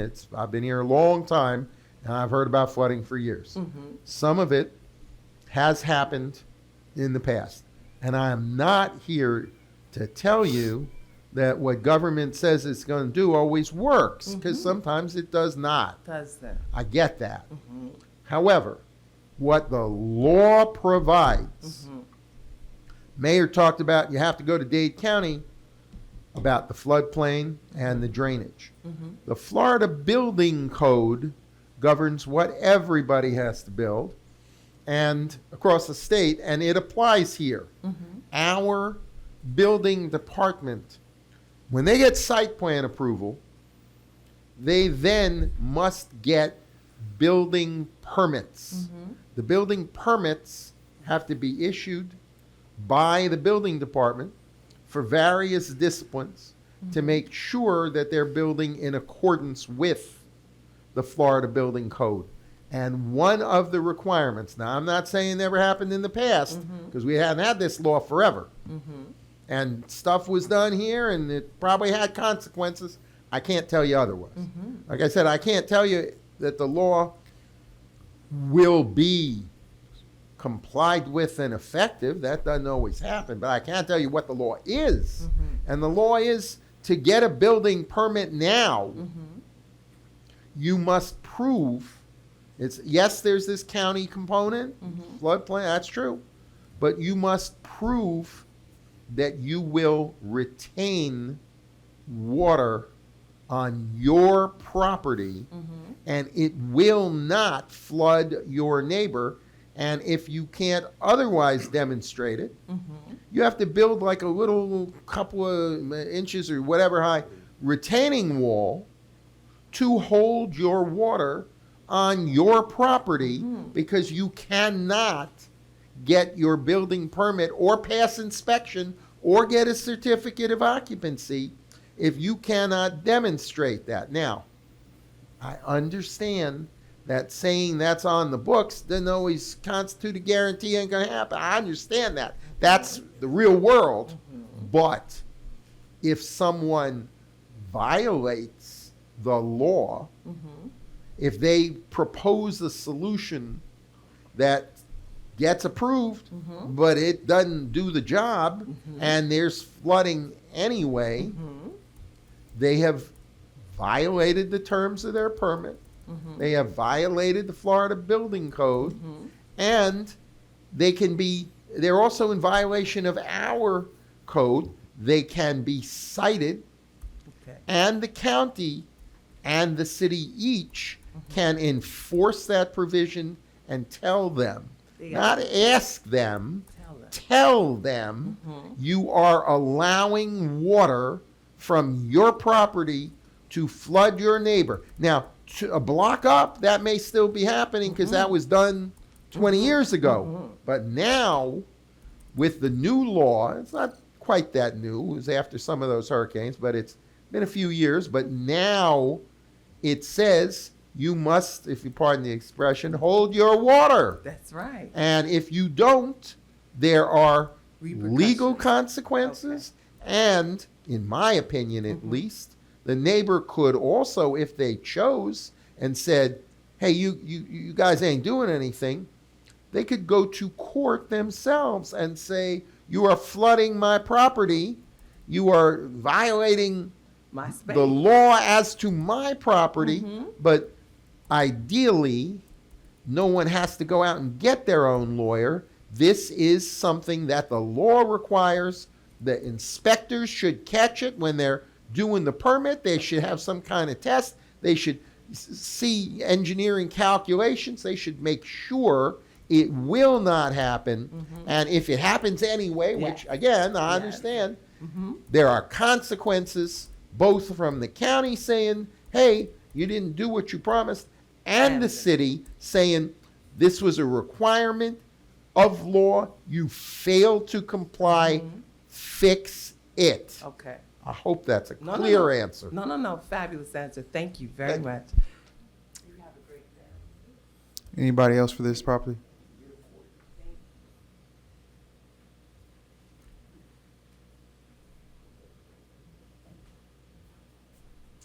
Hi, my name is Joan Bertran, 199 87th Street. I'm a neighbor of this new development, and I have to say congrats because I think that it's a beautiful project, and that's just an opinion. But what is a fact is that before this development in this plot, there was an abandoned, a house that was abandoned with a backyard full of trash. And I think that is a fact that this is gonna be an improvement. And what I see is that a family is gonna come and is gonna live in this house and is gonna take care of the house. And we are gonna see children in the street again playing. So I think that it's a very positive thing for the neighborhood and for me as a neighbor. So it was just that. Thank you, sir. Thank you. Thank you. Anybody else for this property? If I may, Mr. Mayor? Yes. Just to make a comment, because I think Ms. White wanted to hear from us, and I just want you to know that we're going to be neighbors and we want to be a good neighbor. I don't think we've demonstrated anything contrary to that. We are going to follow every rule and every regulation in this process. I just want you to be assured of that, okay? Anybody else for this particular property? Hearing, seeing none, bringing it back to the council. Madam Manager, let's get ready. Anybody from the council, questions, comments? Hearing, seeing none, do I have a motion to approve? Moved by Councilperson Lightfoot Ward, do I have a second? Second. Second by Vice Mayor Martin, sorry about that, Madam Vice Mayor. In the absence of the clerk, I'll call the roll. We'll start down here with Councilperson Lightfoot Ward. Yes. Councilperson Erbach. Yes. Councilperson Winters. Yes. Vice Mayor Martin. Yes. Mayor. Yes, Item passes 5-0. thank you very much. You know the way we do things. Thank you. Per our. Thank you. Per our. Yeah. You know the way we do things in El Portal, per our processes, Attorney Geller, we always start with the newest council person, and then we go by seniority. Seniority and last name. I'll try to remember that next time I have to call the roll. No problem, Attorney Geller, you're the best. Let's go on to the next item. Yes, sir. This is item G2, Attorney Geller. Item G2, resolution of the Village Council of El Portal, Florida, granting site plan approval for the new construction of a two-story residence at 8750 Northeast 4th Avenue Road, Sanctuary Arbor, Lot 13 in Zone 3, a suburban residence in the village of El Portal. An application by Sanctuary Venture LLC, providing for findings, providing for appeal, providing for an effective date. Thank you very much from the council. You got any questions or comments? You ain't seeing none. Open it up for this particular lot, lot 13. Open this up for the audience. Anybody from the audience have anything they want to say? Come up, say your name, address for the Mayor, record. did you, Sorry about that. Happy. Sorry about that, Ms. Hammonds. Has there been any adjustments, any new conditions or anything like that? There has not. This is the exact same application that was approved by the planning board. All right, thank you very much. We'll accept the staff report into the record. Thank you very much, Ms. Hammonds. Mr. Alvarez, the floor is yours.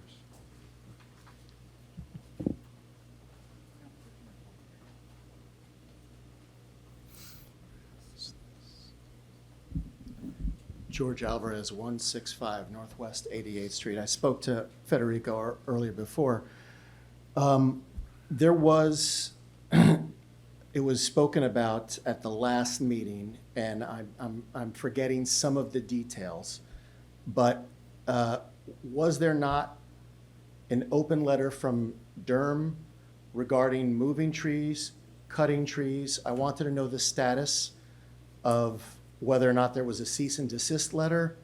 I wanted to know if you guys have dealt with that, and if so, how you're dealing with it in what I hope will be layman's terms, with respect to your education, and you're a very knowledgeable guy. But I want to hear about what the plans are for those trees, because one of the things that we also heard last week was when neighbors were concerned about the trees and a little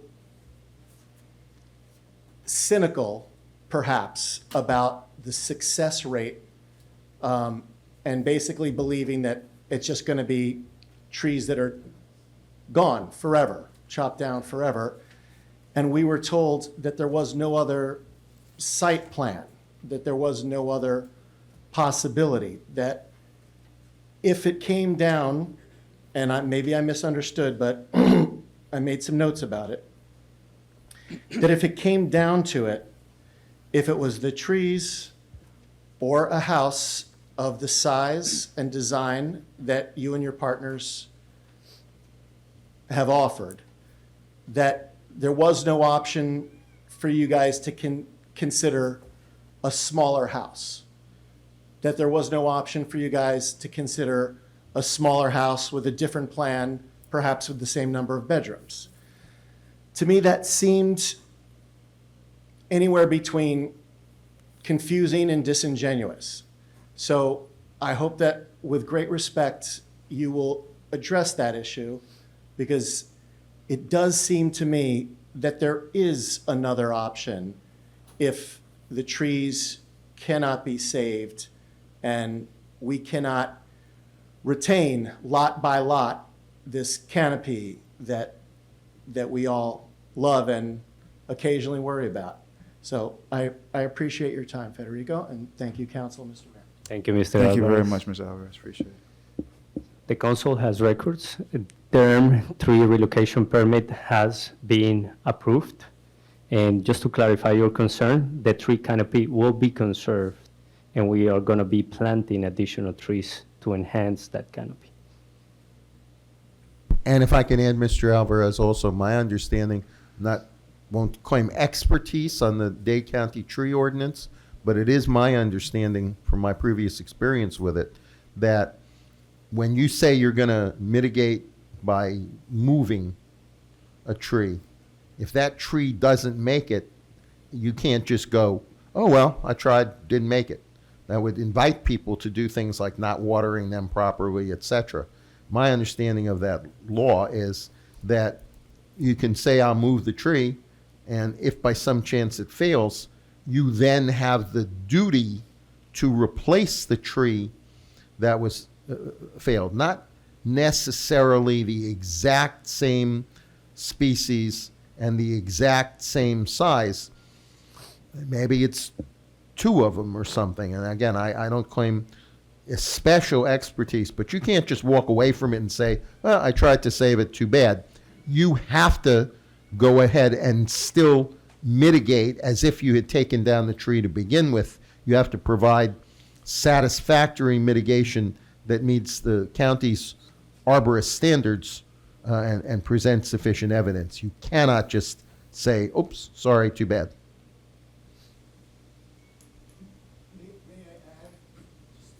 Come back up.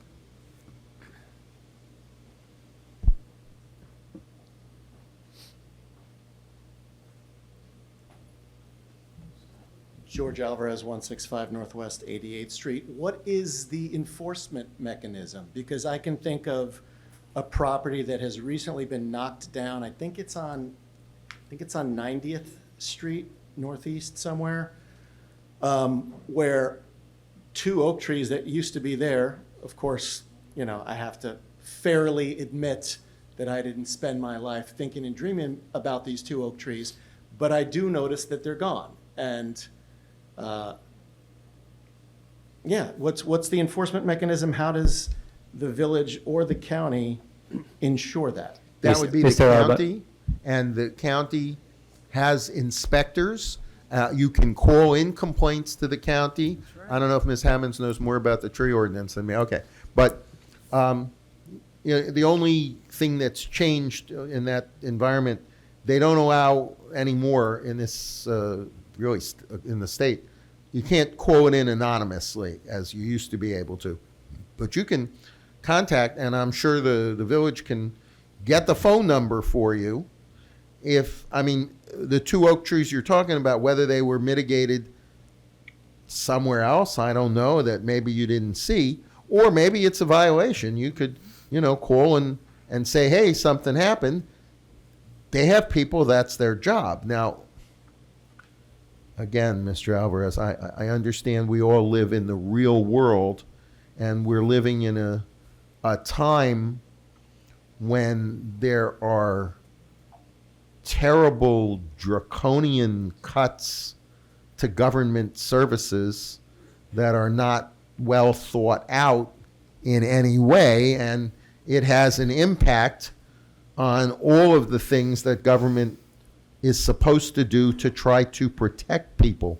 I can't tell you if they've had staffing cuts in the tree enforcement section at Miami-Dade County and that they're completely up to date, but they have a job to do to enforce that. Certainly we could assist in locating that number. And, you know, certainly there's nothing that prevents the village itself from calling them and saying, hey, we have somebody who said they're mitigating trees in terms of what's in front of us, you know, that says we're going to move these trees. You can't say I'm going to move them and keep them alive and fail and just go, oh, well. That is not what the law provides. And it's a Dade County tree ordinance. They kind of preempt us, but they're there to enforce it. Again, I haven't called them lately and found out if it's completely up to date or if they've had to lose half their staff. That's just the days we live in. But there is a process. And to add to Mr. Gerner's point, thank you for the explanation. Together with the permit is a tree bond, it's an insurance. If any of the tree dies, that insurance is going to be used to replace the lost canopy with a Florida native and approved tree within the same property. Thank you, Mrs. Zapata. Anybody else from the audience?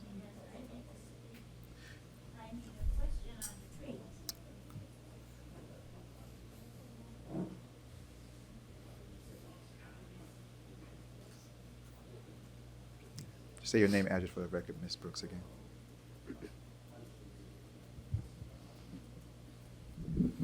Marilyn Brooks, 400 Northeast, 90th Street, Miami, Florida, 33138. I'm trying to understand the discussion on the trees. because there is a tree between my house and one of the neighbors, and the tree has grown tremendously. Most of it is hanging over my master bedroom. And I'm dreadful that the other day I was in the backyard, and it seems as the root of that tree is coming over to my property. And if it comes over, it's going under my bedroom. What will happen? Mayor, if I might, Ms. Brooks, if you send that information, I just was speaking with the manager, if for this purpose of what's in front of us, I said that we, by which I meant me, Have a number? would be happy to call Miami-Dade County, the tree thing. If you get offline with me, email or whatever, known you long enough, Ms. Brooks. Yes, I know. And Too get me long. that in, yes, ma'am. And get me that information, we will try to assist you with bringing it to the county's attention, because, again, what you can do to a growing healthy tree, this tree is not in good shape, that's different. What you can do with a growing healthy tree, it's not unlimited, but you do have your own property rights in your property to not be adversely affected. I'll be happy, it's really not part of this zoning hearing, but I'll be happy to assist you with that offline, just get me that info. Thank you very much. Thank you, Ms. Brooks. Anybody else about this item?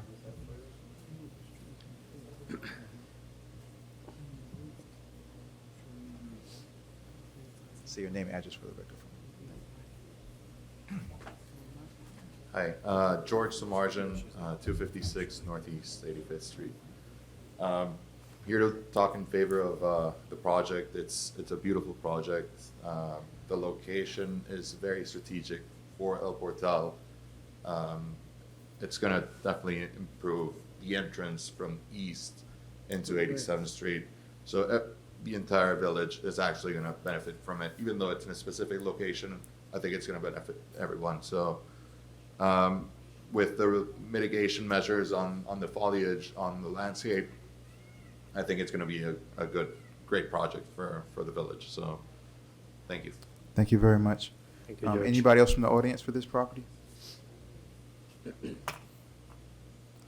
right, hearing, seeing none. Moving back to the council. This is for lot this is for lot 13. Any questions or comments for the council? Attorney Geller, I have a question for you. On the lot 13, when it was emailed, includes parts of lot 14 in the actual description. Is this any kind of issue that we will have to deal with? This project was before you previously, it was previously advertised. It was advertised correctly for that date. Provided that you postpone to a date certain and that is announced at the previous meeting, really no other advertising is legally required. I might have misspoken, a different question. The reading that the Corradino group put out, the whole papers work for it, on lot 13 also has parts of lot 14 as the same paperwork. Can you please be more, can I talk, may I? Let me answer May I? his question and then yes. My point is that just because you provide some additional information in the email that relates to the neighboring property that may be of interest to someone, the legal requirement is that there was a proper advertisement, which I believe there was for the prior hearing, in my understanding. It was properly advertised.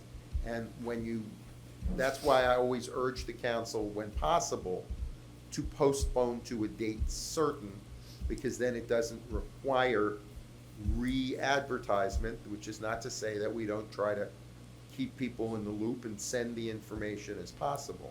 But legally speaking, it was not required even to be re-advertised, and providing some extra information is not particularly a problem. Okay, thank you. Thank you. Any other questions or comments from the council? Call question, Mayor. Go ahead, Councilperson Ward. I said, call the question. Oh, I can't hear you. Is your mic on, Councilperson Ward? Yes, it is. Okay, I didn't hear you. Give me 1 second, Councilperson Ward. You know, I have a little situation just with, I mean, the trees are one thing, right? So you guys know how I feel about the tree situation. Just moving forward, just, you know, and I know that, you know, if the trees don't work, then you'll replace the tree with the, you know, same type of tree. I don't know, it's just hard. It's just hard with the tree situation that those trees are going to survive. And like I said, I know that you said that you'll replace it with a like tree. I just don't want those trees to die. And you know, this property is just on it's in a unique area. It's right across from Village Hall. So I just want everything to be done the right way. Now, sometimes I am, not saying you guys are going to do it the wrong way, but I just want to make sure everything's done the right way. You know, I do understand sometimes the nuance, right, of the legality of things, but it doesn't make me comfortable. You know, whenever you have a situation, particularly where you have some people that are for it, some people that are against it, you know, I always want to make sure, Madam Manager, that like our I's are dotted and our T's are crossed. You know, the manager and I and the council up here, you know, Vice Mayor Martin, Councilperson Urban, Councilperson Ward, Councilperson Winters, you know, we all deal with and will continue to deal with new developments, commercial developments, large commercial developments, and I always try to make sure, and a lot of people, you know, and I've said this before, sometimes people are around to hear me, sometimes people aren't. You know, everybody who's heard it before, you'll probably hear it 8 or 9 times again before I leave El Portal. But, you know, I always want to do the right thing. And even in politics and even with whatever, like even when it comes to anything, like I would rather like lose for the right thing to happen than to win for the wrong thing to happen. And I'm just saying that just to say that I don't feel easy about, it's not right tonight, but it was advertised a certain way before, but tonight the paperwork's not right. It just gives me a sense of like uneasiness that I just feel like I always try to make it. And like I said, we've all gone through this, and myself and the manager, I've been working with her side by side for so long. And, you know, I always work with Clerk Jacoby because the mayor sets the agendas, and I'm always like it has to be right. And like if it's not right, even if it's like my item, if it's not right, I'm like, let's just pull it. Let's just delay it. Let's just pull it because it's not straightforward. And I never want to give room for like people to come back later and say, oh, it wasn't advertised right, it wasn't straightforward, and you guys sent it through anyway. Because when stuff like that starts to happen, then, you know, whether right or wrong, then it's like, oh, like somebody got paid off. Like, you know what I'm saying? Why was it rushed through? You know, why wasn't it like advertised properly? Why wasn't the paperwork done properly? Why wasn't all this stuff done properly? So I just kind of feel uneasiness about that, you know what I mean? And I don't know, you guys. That's my only like really hang up with that right now. It's just that. And I know it's not the fault of Mr. Zapata or the client, which I do take that into account also. Like, you know, maybe they shouldn't be penalized for that. It's not their fault. But it's just kind of, I just always try to make it so that nothing can come back and bite us later. You know, when we do something different than we do for other individuals. It's just something that I kind of take a little bit sensitive. I don't know. But anybody else from the, you good? Anybody else from the council? I don't know if you want to say something. Can I add something? Yes, go ahead. To Mr. Major? Item 13 was presented and circulated. Both items were reviewed and approved during the planning and zoning meeting and during the last council meeting and was tabled to this meeting. Nothing of the project has changed. Item on lot 13, this item that we're currently voting, it's exactly as the project will be proposed. And lot 14 is the one that has a clerical error that I caught and corrected it. Unfortunately, it wasn't circulated properly ahead of with plenty of time ahead of this meeting, but for the previous meeting, for the previous council meeting, was circulated correctly. So I just leave it up to you, but I will say that item 13, item on lot 13 doesn't have that item that you're alluding to, or that issue, the issue with the. No, it's the lot, it's the probably- next one, it's lot yeah, yeah. 14. Correct. Councilperson Winters, I don't know if you want to say, you spoke to Attorney Geller, if you have some information you want to say. reading and making sure. When I spoke earlier, I said it was an addition, but I'm looking through this, it looks like more like a replacement of the words. Can I get confirmation on that? Ms. Hammonds, has anything been adjusted? Can you come look at what it, or Mrs. Zapata, do you know if anything's been adjusted on lot 13? Nothing has been adjusted. The documents that we submitted doesn't have nothing to do with this meeting, and it's basically the approval by DERM, and a document that Mr. Winters requested was a success rate by the arborist, which clarifies that it was 95%, so it was a formal letter. I also handed it to him early today during a private meeting, and those are the two items that were added to and strengthened tonight's vote and presentation and discussion. Councilperson Sir, Winters? the letter from, excuse me for interrupting, No. the letter that you say you have from Durham needs to be entered into the record. I just presented it as part of to strengthen today. It doesn't need to be entered because it's overseen by Miami-Dade Durham.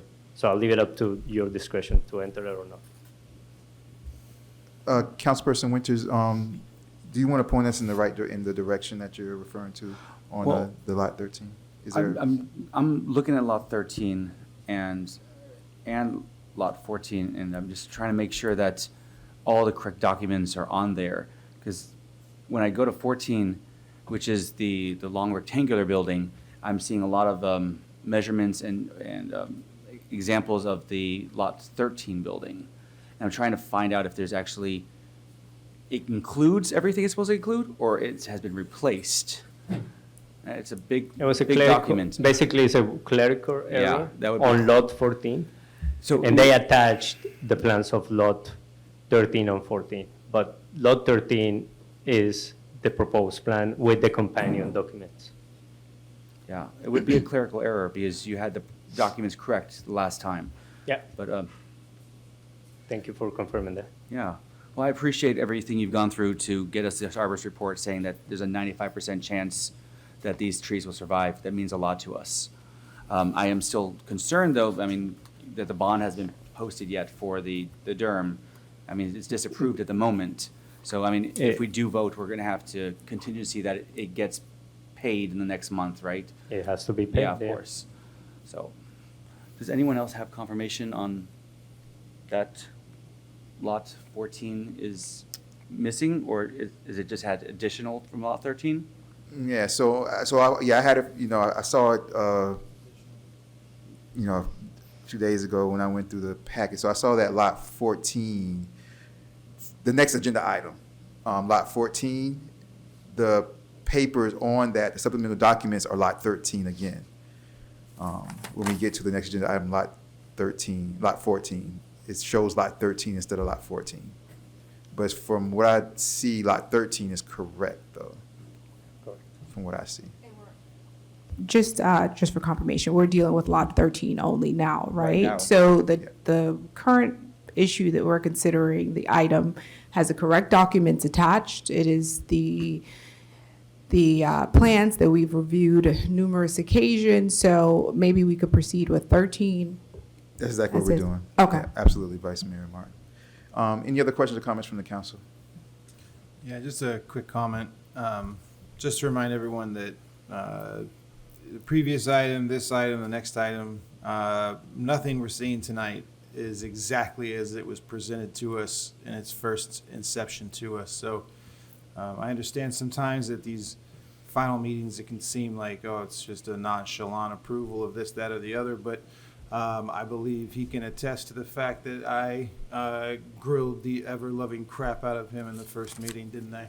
And We have absolutely, I'll speak for myself, I have absolutely put the architects through the ringer for everything we've seen tonight, and we'll see. Thank you very much, Councilperson Erbaum. Anybody else from the council? Hearing, seeing none. Do I have a motion to approve Lot 13? I will move. Can I ask for a two contingencies on that? You want to, so, go ahead. We haven't had a second. I would like to add that the bond payment get paid within the next month, or if it does not, it comes back to the council, which is easy to do, right? And the second one would be to replace the trees, if any die, with the same species. Okay. Same species, same height, same. Is it possible the same height? I No, didn't think no, that it's was not. possible. Not the same. All right, so same species. All right, so we had a motion for just regular. So I'm going to ask 3 times for a second for that motion. If that one fails, then I'll ask for a motion again, and we can take a motion with the conditions that Councilperson Winters wants to enter. All right, so for the first motion for Councilperson, just for the motion for Lot 13 as is. We have a motion from Councilperson Erbaum. Do I have a second? Point of order. Yes. We got three items here. Yes. Why are we jumping to 2 before we do 1? We already did the first item. Is that what you did? Yep. So. And Mayor, just procedurally, since the Councilperson Ward raises the issue, if there is a second for this, that doesn't mean that Councilman Winters' points go unaddressed. I know. If there's a second and the motion is before you, Councilperson Winters can move to amend the motion to add those conditions. I understand, Attorney Geller, thank you. We have a motion, the first, I'm looking for a second, I went through it once, going twice, going 3 times. I'll second the motion. Of the, just as is? Yeah, just as is. and Okay.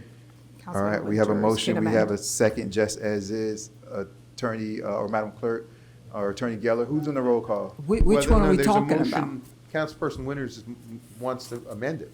This is already done? That's my understanding.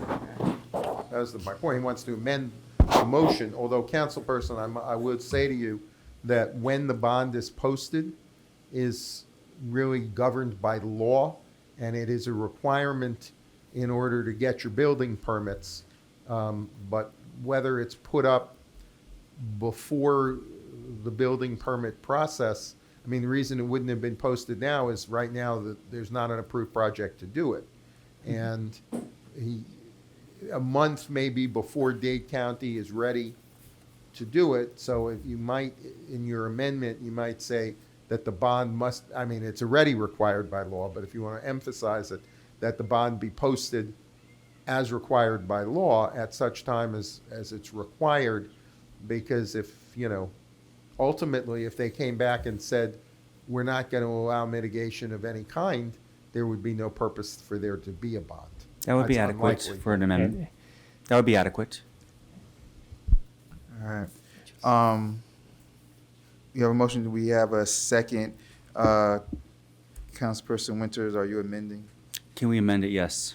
All right, so I need a second for his amendment. If I don't get a second for his amendment, we go back, we already have a first and second for the original motion, and we'll vote on that. And what is the amendment? If I get a second with his amendment, then we'll vote on that. So the two contingencies were bond payment requirement. The general recommendation has recommended Mark pass on everything except for the bond payment, which obviously is required here. So require that the bond is paid in the reasonable amount of time that Mr. Geller said. As required by law. As required by law. And that if a tree dies, it is replaced with an adult of the same species. We're not giving any height requirement or girth requirement, just an adult of the same species. All right, we have a motion, do we have a second for that amendment? Second going once. Can I second Councilman Winters' amendment? I second that. We have a second for the councilperson. So we have a motion, you have a second. Any further discussion? We're good. Hearing none. Who's doing the roll call over there? I'll do the roll call on the amendment. On the amendment? If the amendment passes, then you'll vote on the resolution as amended. If the amendment does not pass, then you'll vote on the resolution as it was originally moved. So this is a motion to amend the motion to approve to add the condition that the bond be posted at such time as required by law, and that if any mitigation of moving these trees should fail, that they be replaced, that tree be replaced by an adult tree of the same species. So the roll call, if yes is in favor of amending, no is to stick with the original resolution, simply to approve. Councilman Winters. Yes. Councilperson Ward. It's Lightfoot Ward, yes. Lightfoot Ward. Oh, excuse me. I should know better after all this Yeah, time. you should, Councilperson Lightfoot Ward was yes. a yes. Councilperson Urbach. Yes. Vice Mayor Martin. Yes. Mayor. No. So the motion to amend passes 4-1, and at this time, Mayor, if there's no further debate, which is up to you and your colleagues, No, we're but if good. there's not, then we would have a roll call vote on the motion as amended, and I'd restate it. Yeah. Go ahead. Okay. Restate it for us. The motion before you as amended is to approve with 2 additional conditions, other than the staff conditions, which are always incorporated into your motions to approve. Number 1, that the bond be posted at such time as required by law. And number 2, that if one of the trees that's being relocated should not survive, that it be replaced by an adult tree of the same species. I'll call the roll on the amended motion to approve with those conditions in order. Councilperson Winters. Yes. Councilperson Lightfoot Ward. Yes. Councilperson Urban. Yes. Vice Mayor Martin. Yes. Mayor Nickerson. No. Passes 4-1. Thank you very much. Moving on to the next agenda item. Attorney Geller, can you read that Yes, into the sir. record, please? Item G3, a resolution of the Village Council of El Portal, Florida, granting site plan approval for the new construction of a 2-story residence at 8750 Northeast 4th Avenue Road, Sanctuary Corner, Lot 14 in Zone 3, a suburban residence in the Village of El Portal, an application by Sanctuary Venture LLC, providing for findings, providing for appeal, providing for an effective date. Thank you very much. Before I go to the audience, any questions or comments from the council? It would Hearing just none. To be the same Um, one as before, which Yeah, it is will. that we Mhm. It'll be have the same some one. Yeah. clerical errors. Yes, so this is the thing we were talking about where lot 14, shows lot 13's supplemental documents. For lot 14, Ms. Hammonds, were there any adjustments or conditions or anything? No, there were not. This is what was approved by the planning board and before you at the last month's meeting. Okay, thank you very much, I appreciate that. Any other questions or comments from the council? Hearing none. About the audience, any questions or comments about lot 14 from the audience? Come up and say your name and address for the record, please.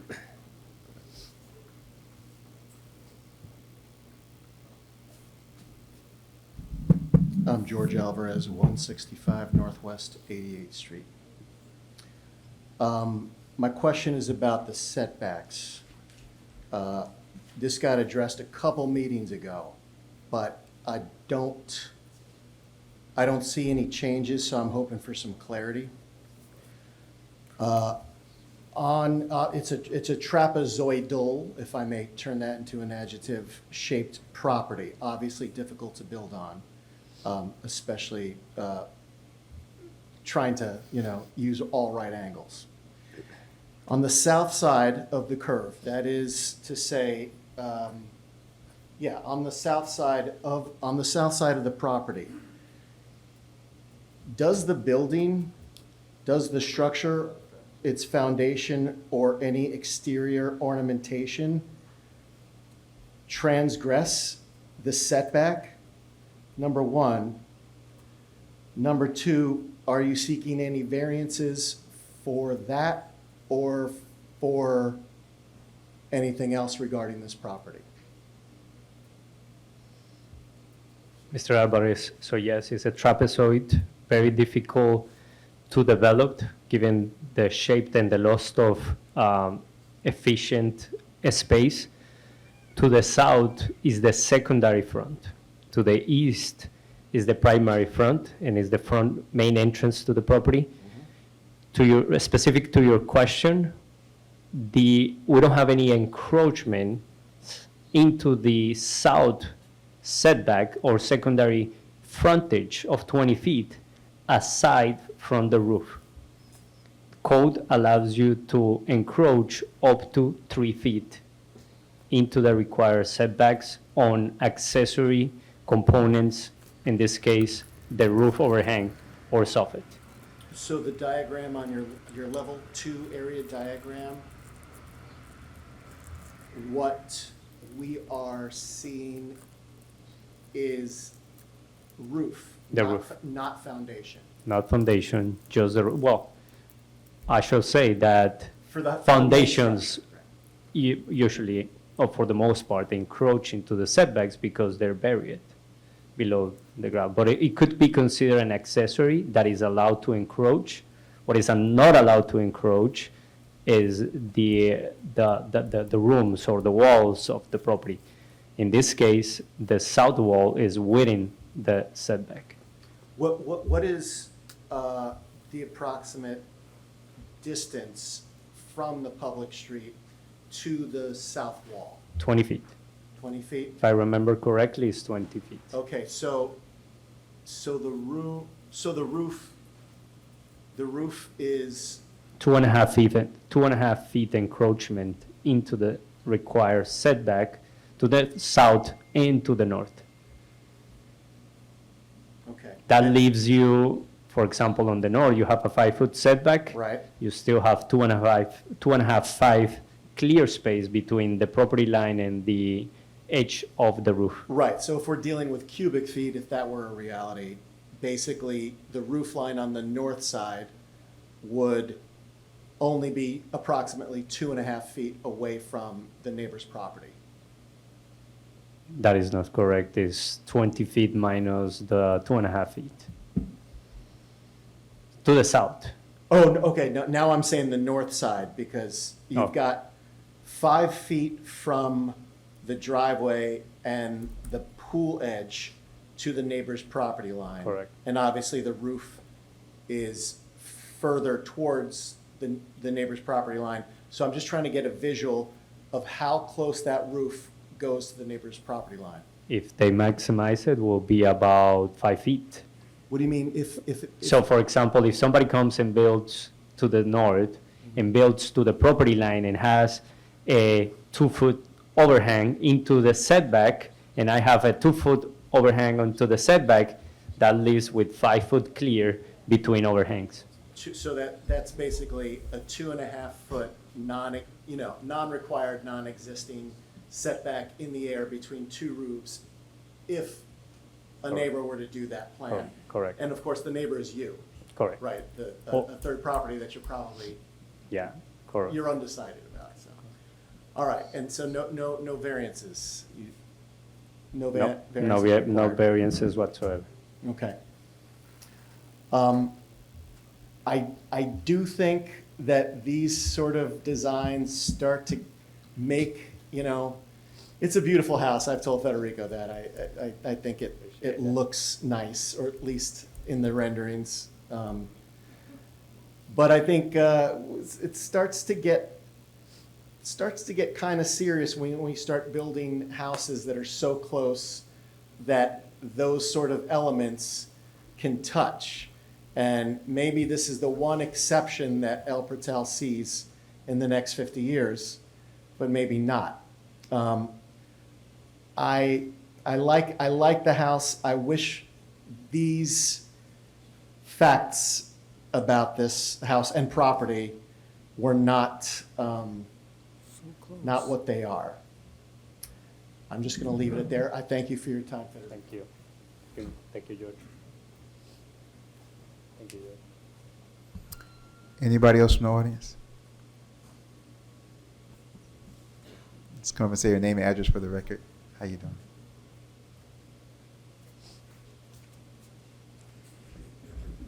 Good evening. I'm Maria Juliana Zapata. I live in 8750 Northeast 4th Road, and I'm here to support the project of Sanctuary Villas, but also my brother, who's pouring his soul into making this project a reality. I've obviously known him all my life, and I can say he's honestly one of the most dedicated and honest and community-driven people I know. He grew up here just like I did, and it's deeply meaningful to see him always get back to community and to a place that has shaped us. I know that Sanctuary Villa isn't just another development. It's rooted with vision, with care and respect for the environment, and the deep love for the neighborhood. So it's the kind of thoughtful thing that brings real lasting joy to this community, and I appreciate you guys for listening, and thanks for your service and considering the heart that's going to this project. Thank you very much. Thank you. Anyone else from the audience? Okay. Hearing, seeing none. Let's go back to the council. Council, any last questions or comments? I'm very tech savvy here whenever I'm pulling stuff up, and I just was having trouble following everything because as I'm going through the PDF, I'm getting lot 13 documents all over lot 14's documents all over lot 13. I'm just trying to follow Mr. Alvarez here about the overhang, and I couldn't even find the documents. I've been trying to find them because of this clerical error.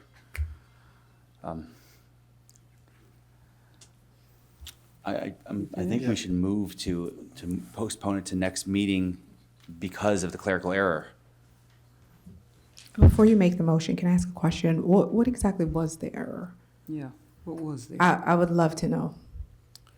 So on, if you look at the link for lot 14, for the one we're on now. No, I know what the error looks like, but why did it happen? Is this the Cordino group? Yeah. Is this? Yes. So, I am not infallible, and people do make mistakes, but it does really stymie progress when we have to deal with this, and it happens frequently. And I can only imagine the applicant's frustration, right? You send in something and, through no fault of your own, now we're in this debate that kind of holds up, I guess not necessarily your completion of the project, but this process, which has already been a long one for you. And I think it really, like Councilman Winters is experiencing, it hems us up in trying to fairly evaluate these documents. So I think this is the second time I've said it, that I would really like for the Cordino group to just really painstakingly look through these items to ensure that the right documents are attached.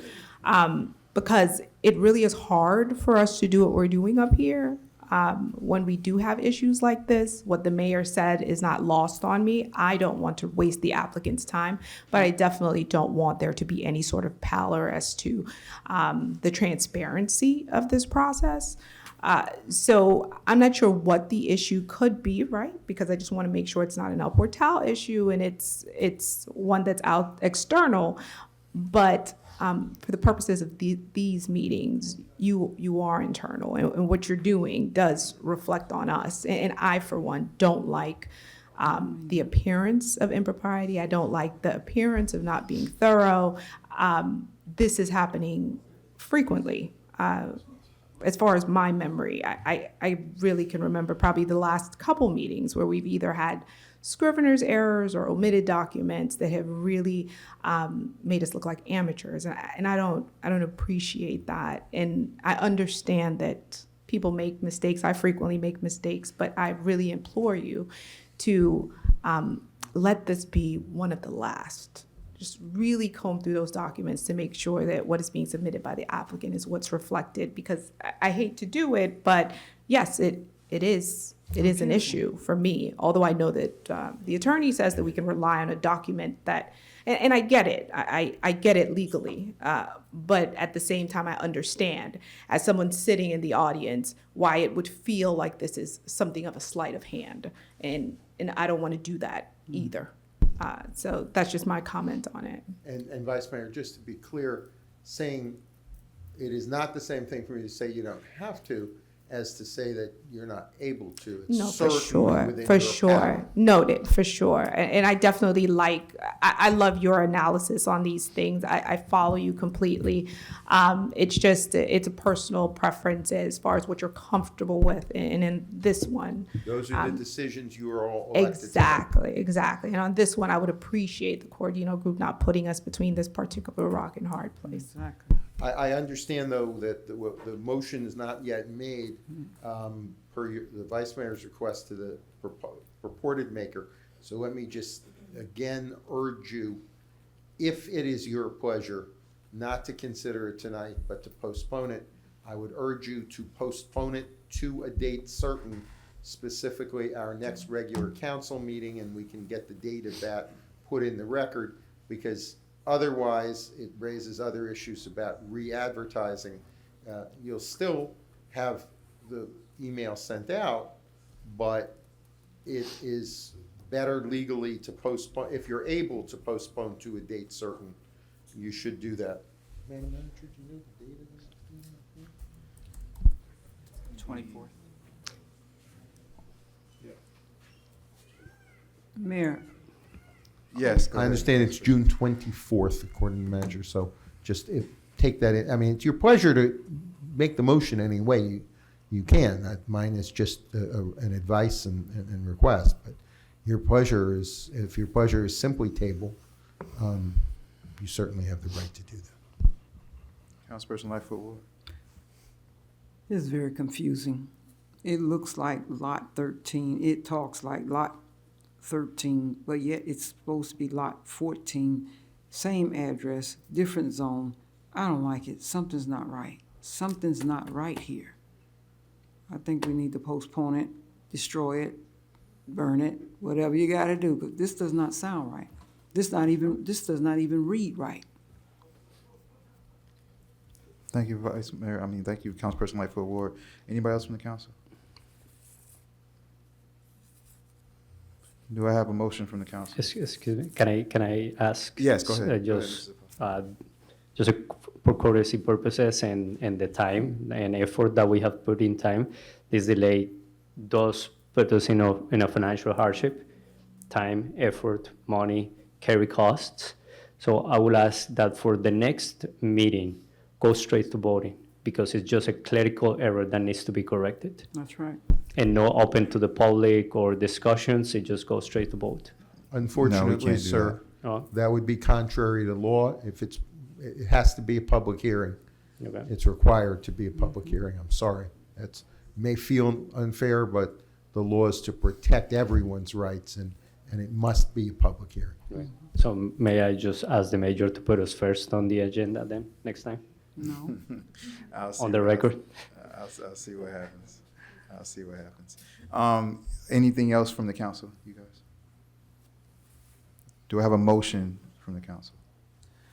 I'll make a motion to move this to the 24th of June meeting and apologize for the clerical error.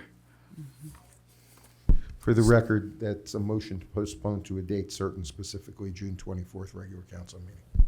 Do I have a second? Second. Motion made by Councilperson Winters, second by Councilperson Lightfoot Ward. Attorney Geller, you're doing the roll call? Yes, sir. On the motion to postpone item G3, the resolution relating to 8750 Northeast 4th Avenue Road, Lot 14.